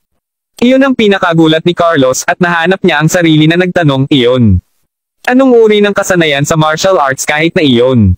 Narinig yun, simpleng ngumiti si Gerald nang hindi pa sinabi, alam mo, nanumpa ako sa sarili ko na kung may magtangkang pumatay o kahit nabanta ako ng sobra, tatapusin ko sila ng walang pangalawang pag-iisip. Paraan din. Nang marinig yun at napagtanto na ganap na hindi pinansin ni Gerald ang kanyang katanungan kaagad na sumuko si Carlos ng may paggalang habang umiiyak bago humiling, please, master. Mangyaring iligtas ang aking buhay. Kapag naabot ng mga tao ang isang estado na tulad ni Carlos, ituturing silang napakabihirang mga individual. Ang cream ng ani, sa katunayan. Sa pag-iisip na iyon, ang kanyang buhay ay tiyak na iba ang paraan kumpara sa kung ano ang maaaring pangarapin ng regular na mga tao na makamit. Gayunpaman, katulad ng iba pa na nakarating sa isang katulad na yugto tulad ng kasalukuyan siya, kapag nakatayo sa harap ng pintuan ng kamatayan, gagawa siya ng anumang makakaya niya upang mabuhay ng ibang araw. Kung sa bagay, dumaan siya sa napakahirap at mahirap na pagsisikap upang makarating sa kinaroroonan niya ngayon. Hindi lang siya pwedeng mamatay dito. Hindi niya talaga ito pinapayagan na mangyari iyon. Tudok-tudok tandang padamdam. Tulad ng paghihinto sa kanya, natagpuan ni Carlos ang kanyang sarili na iniisip, bakit ako nasaktan ng isang malakas na individual. Nakangising nakangiti, tiningnan ni Gerald ang matanda bago sinabi, mabuti, kung gayon. Bibigyan kita ng isang pagkakataon upang mabuhay. Mayroon ka na ngayong 1 minuto upang akitin ako sa kung bakit hindi kita dapat lamang patayin. Maging maikli hanggat maaari. That futile ni Carlos nang agad na umiwas ng tingin. Siya ay balisa ngayon na ang kanyang isip ay ganap na blanko. Oras ay tikang. Sagot ni Gerald makalipas ang ilang segundo. Ako, nakatakas ako. Sigaw ni Carlos habang panandalian siyang tumangala bago kumaway sa kanyang malaking manggas na nagpapadala ng isang alon ng alikabok na lumilipad patungo kay Gerald.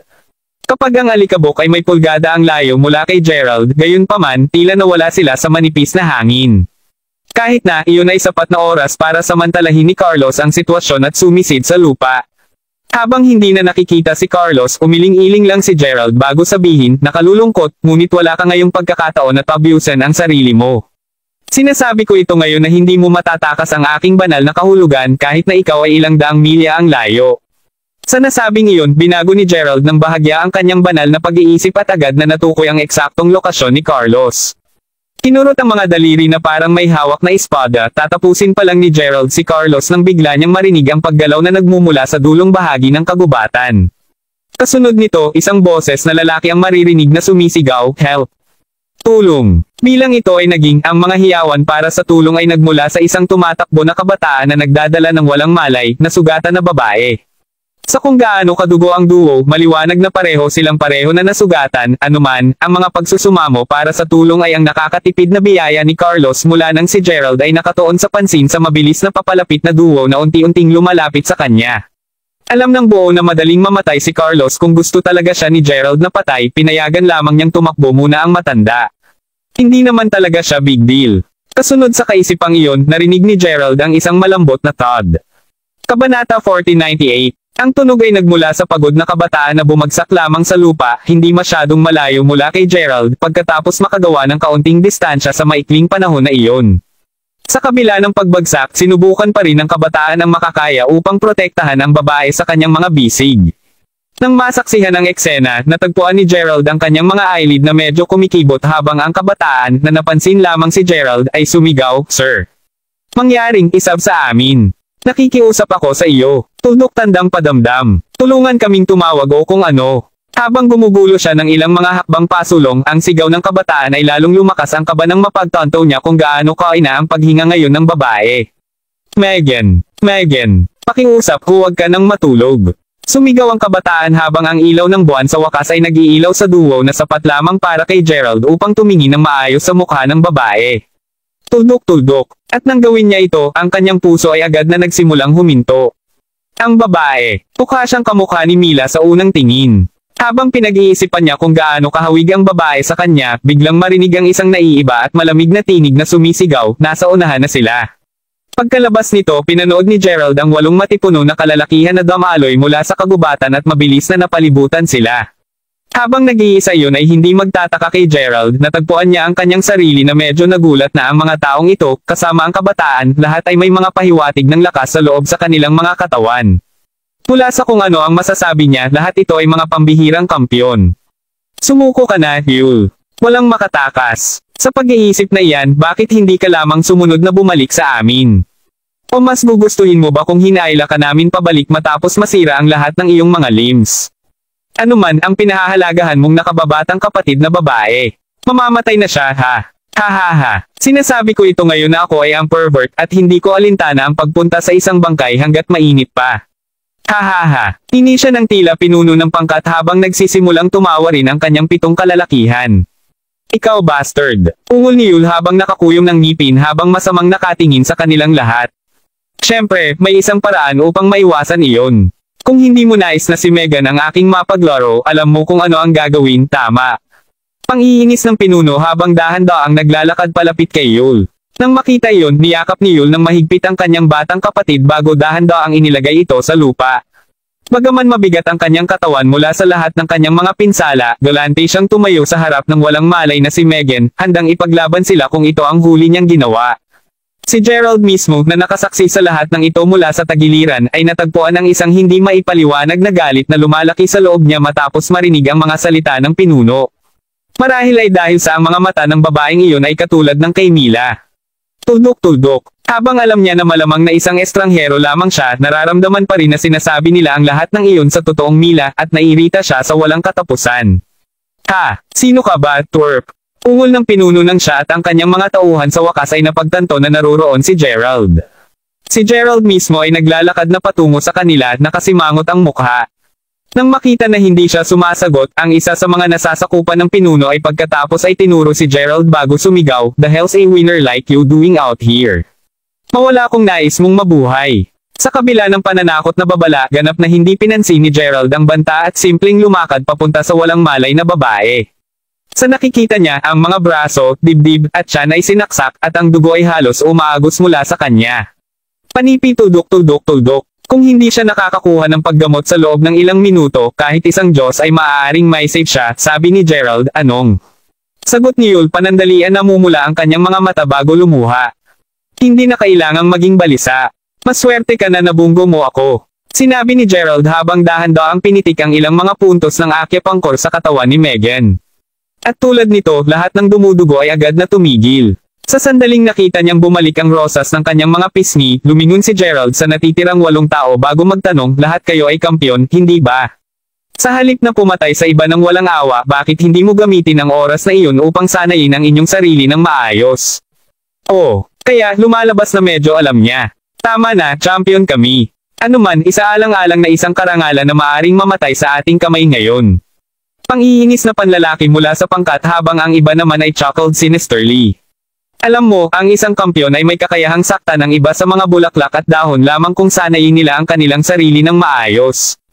Gayunpaman, duda ako alinman sa inyo ang makakagawa niyan dahil lahat kayo ay mahina pa rin. Naniniwala ka ba na may kakayahan ako sa gawaing iyon? Tanong ni Gerald habang ang isang berdeng dahon ng willow ay biglang bumaba sa kamay ni Gerald at nagsimulang manginig sa lugar. Hindi alam kung nanginginig ang dahon dahil sa boses ni Gerald o iba pang dahilan, pasulyap lang ang tingin sa kanya ng namumuno bago umungol, boy, sino ka din? Na para bang magiging karapat-dapat ka sa pag-atake sa mga hindi nakakapinsalang bagay. Sa pagtingin sa lahat ng 8 ng galit na mukha, simpleng sagot ni Gerald, payagan akong magpakita, kung gayon. Kasunod nito, nagbigay si Gerald ng isang banayad na pitik at ang dahon ng willow ay lumipad sa hangin. Nang makita iyon, agad na nagtawanan ang 8 tao bago sumigaw, holy crap. Tingnan mo lang ang lokong ito. Sinusubukan ba niya kaming libang sa kamatayan o kung ano man? Si Yul mismo ay walang ideya kung ano ang sinusubukang hilahin ng taong ito. Inaasahan niya na may plano si Gerald dahil ang 8 tumatawang lalaki ay hindi mga tao na maaaring trifled with, katatapos lamang ng kanyang pag-iisip, natagpuan ng lahat na naroroon ang kanilang sarili na nanlalaki ang kanilang mga mata. Kabanata 1499. Habang ang mga kalalakihan ay pinagtatawanan siya, ilang segundo lamang ang nakakalipas, habang pinapanood nila ang dahon ng willow na lumilipad sa kalagitnaan ng hangin na patunayan nila ngayon ang kanilang sarili na namangha sa kabila ng mga salita nang biglang nagsimulang maglabas ng gininto ang ilaw ang dahon.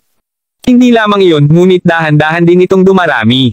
Tinagtagal, may isang paputok na tunog ang narinig at sa di makadiyos na kadahilanan, ang dahon ng willow ay naging isang napakalaking dahon ng dahon. Sigaw ng 8 tao habang nakatingin sa talam na kahit papaano ay naglalabas ng isang nakamamatay na aura. Bagaman ang agarang tugon nila ay iBook ito, huli na para sa alinman sa kanila. Sa pamamagitan ng isang mabilis na pag-swipe, ang talam ay hiniwa sa kanilang lahat ng leeg.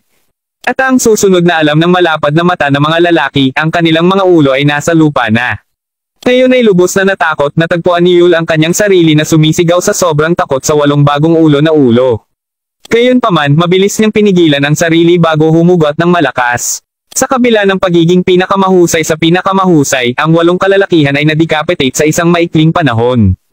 Kung hindi niya nasaksihan ang eksena para sa kanyang sarili, hindi kailanman naniwala si Yul sa gayong pahayag. Tuldok-tuldok. Tunay na ito ay isang taktika na maaari lamang ng isang master humugot, bagaman na puno pa siya ng takot, mabilis na tumayo si Yul bago yumuko ng malalim kay Gerald, puno ng pasasalamat habang idineklara niya, "Salamat sa pag-save mo ng aming buhay, Panginoon." Pagpili na huwag magsalita ng sobra, simpleng sinabi ni Gerald na pinapagaling ko ang mga sugat ng iyong kapatid ngayon. Tumalikod ka at huwag lumingon. Napagtanto na wala man lang pakialam kay Gerald ang 8 masters na pinatay niya, kaagad na ginawa ni Yul na inatasan ni Gerald. Nakakakilabot na tao. Habang wala siyang ideya kung paano pagagalingin ng master ang kanyang kapatid, alam niya sa isang katotohanan na mas mabuti para sa kanya na huwag tanungin ang mga kakayahan ng master.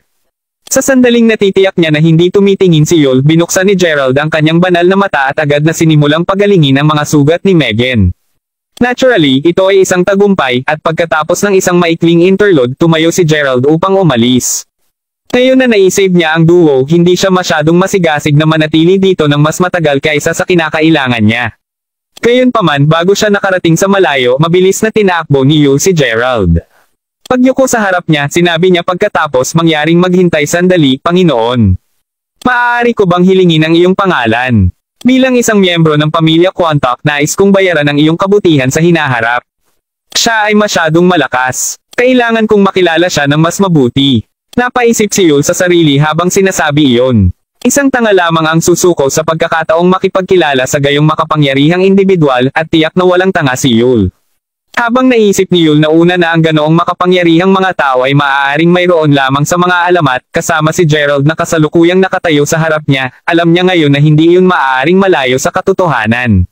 "Hindi kailangang malaman ang aking pangalan at hindi mo ako gagantimpalaan. Anuman, dahil ikaw ay isang kampyon din, ipinapalagay ko na ang Quantocks ay isang lihim na lipunan din. Marahil ay narito ka upang sumali sa Underground Festival?" Tanong ni Gerald habang umiling, iniisip na iyon lang ang makatuwirang sagot. Bumalik ng isang matigas na pagtango, sinabi ni Yul pagkatapos, "Tama iyan, Panginoon. Ang aking pamilya ay talagang isang cryptic na pamilya, at sa mga naunang taon, ang Quantocks ang siyang namamahala sa pamamahala at pagkontrol sa mga puwersa sa ilalim ng lupa sa loob ng lungsod ng Jenna. Sa kasamaang palad, ang mga bagay ay nagpunta sa timog ng kaunti pa at natapos na kaming maitaboy sa lungsod. Sa kabila ng katotohanang nagpakadalubhasa ang aking pamilya sa pag-aayos ng mga kaganapan, tulad ng Underground Festival noong nakaraan, naisipin na ang kailangan lamang ay mas mababa sa 20 taon para sa amin na talagang mangangailangan ng tiket sa pagpasok upang makapiling lamang sa piyesta." Kasunod nito, lumingon si Yul kay Gerald bago magtanong, "Dumating ka rin ba para sumali sa festival, Master? Kung hindi ito masyadong bastos, maaari ko bang malaman kung panauhin ka ng alinman sa mga kalahok na pamilya? Hindi ako bisita ng kahit anong pamilya. Habang napunta ako upang sumali sa pagdiriwang, kapos palad na hindi ko pa nakuha ang aking mga kamay sa isang tiket sa pagpasok hanggang sa puntong ito." Sagot ni Gerald na may banayad ng ngiti. "Ha, kahit na sa iyong kamanghamanghang mga kakayahan." Hindi makapaniwalang tanong ni Yul. Siya, para sa isa, ay nagtitiwala na ang sinumang pamilya na personal na nakasaksi sa napakalawak na husay at kapangyarihan ni Gerald ay agad na naghahangad para sa isang pambihirang lalaki na maging panauhin nila. Impyerno, hindi ito magiging isang kahabaan upang maangkin na ang mga pamilya ay gagalitan ang kanilang talino upang makahanap ng isang paraan upang maging isang masonerang pamilya sa makapangyarihang taong iyon.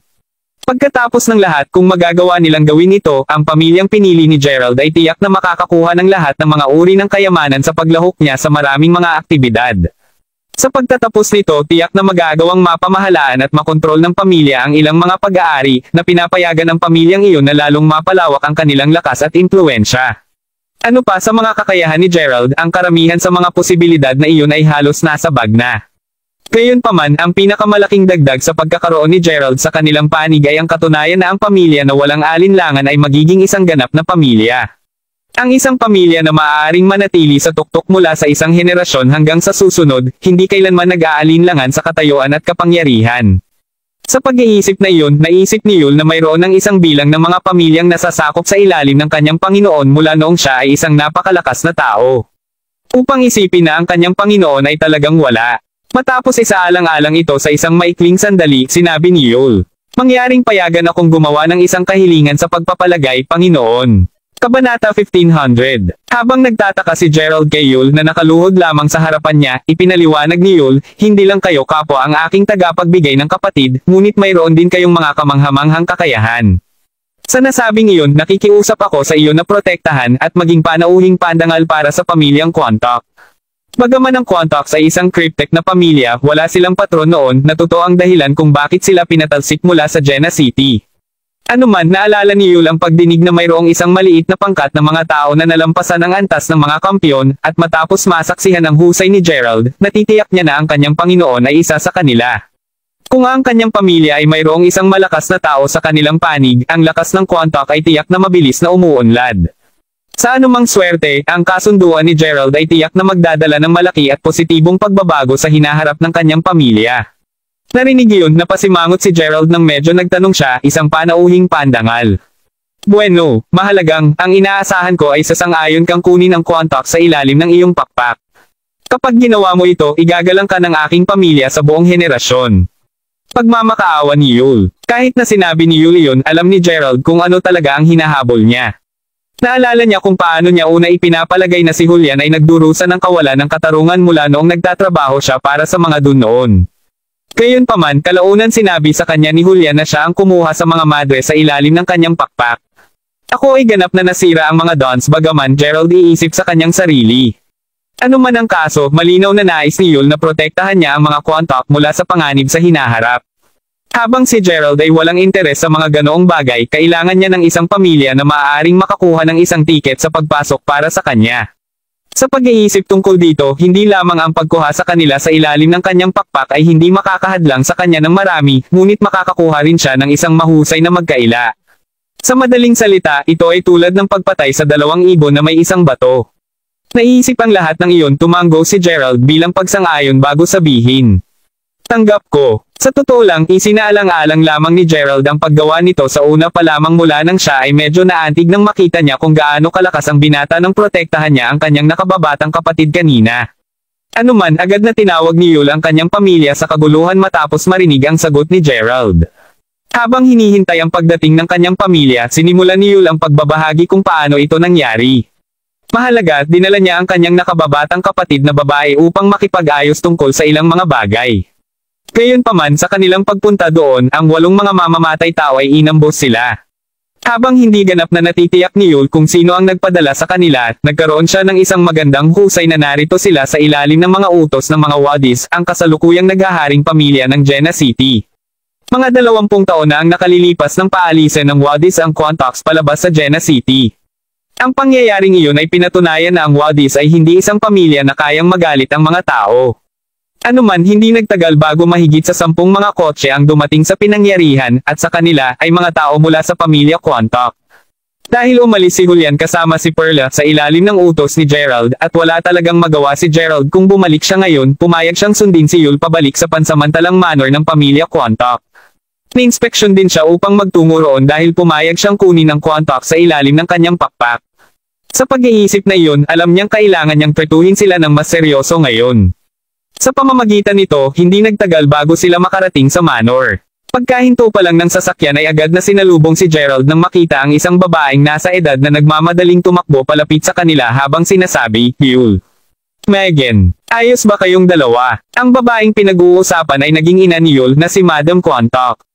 Sa pagtingin sa pintuan, nakita din ni Gerald ang isang lalaking nasa edad na nakatayo roon, ang mukha nito ay napuno ng pag-aalala at pag-aalala. Sa likuran niya, nakatayo ang maraming iba pang matanda at nasa katanghali ang kalalakihan pati na rin ang mga alagad, malinaw na mga miyembro ng pamilya Quantock. "Mabuti naman kami, inay. Tatay. Kung hindi dahil sa pag-save sa amin ni Master Crawford, hindi na ako makakabalik upang makilala ka." Tuwang-tuwa na sagot ni Yul. "Oh, nasaan na siya?" Tanong ng nasa katanghali ang lalaki habang siya at ang ilan sa matatandang lalaki ay nakatingin sa kotse.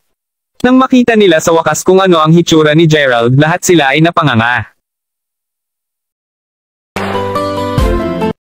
Maraming salamat mga kamaster sa walang sawang pagsusubaybay, isang like, share, and subscribe naman dyan mga kamaster. Abangan ang susunod pang mga kabanata.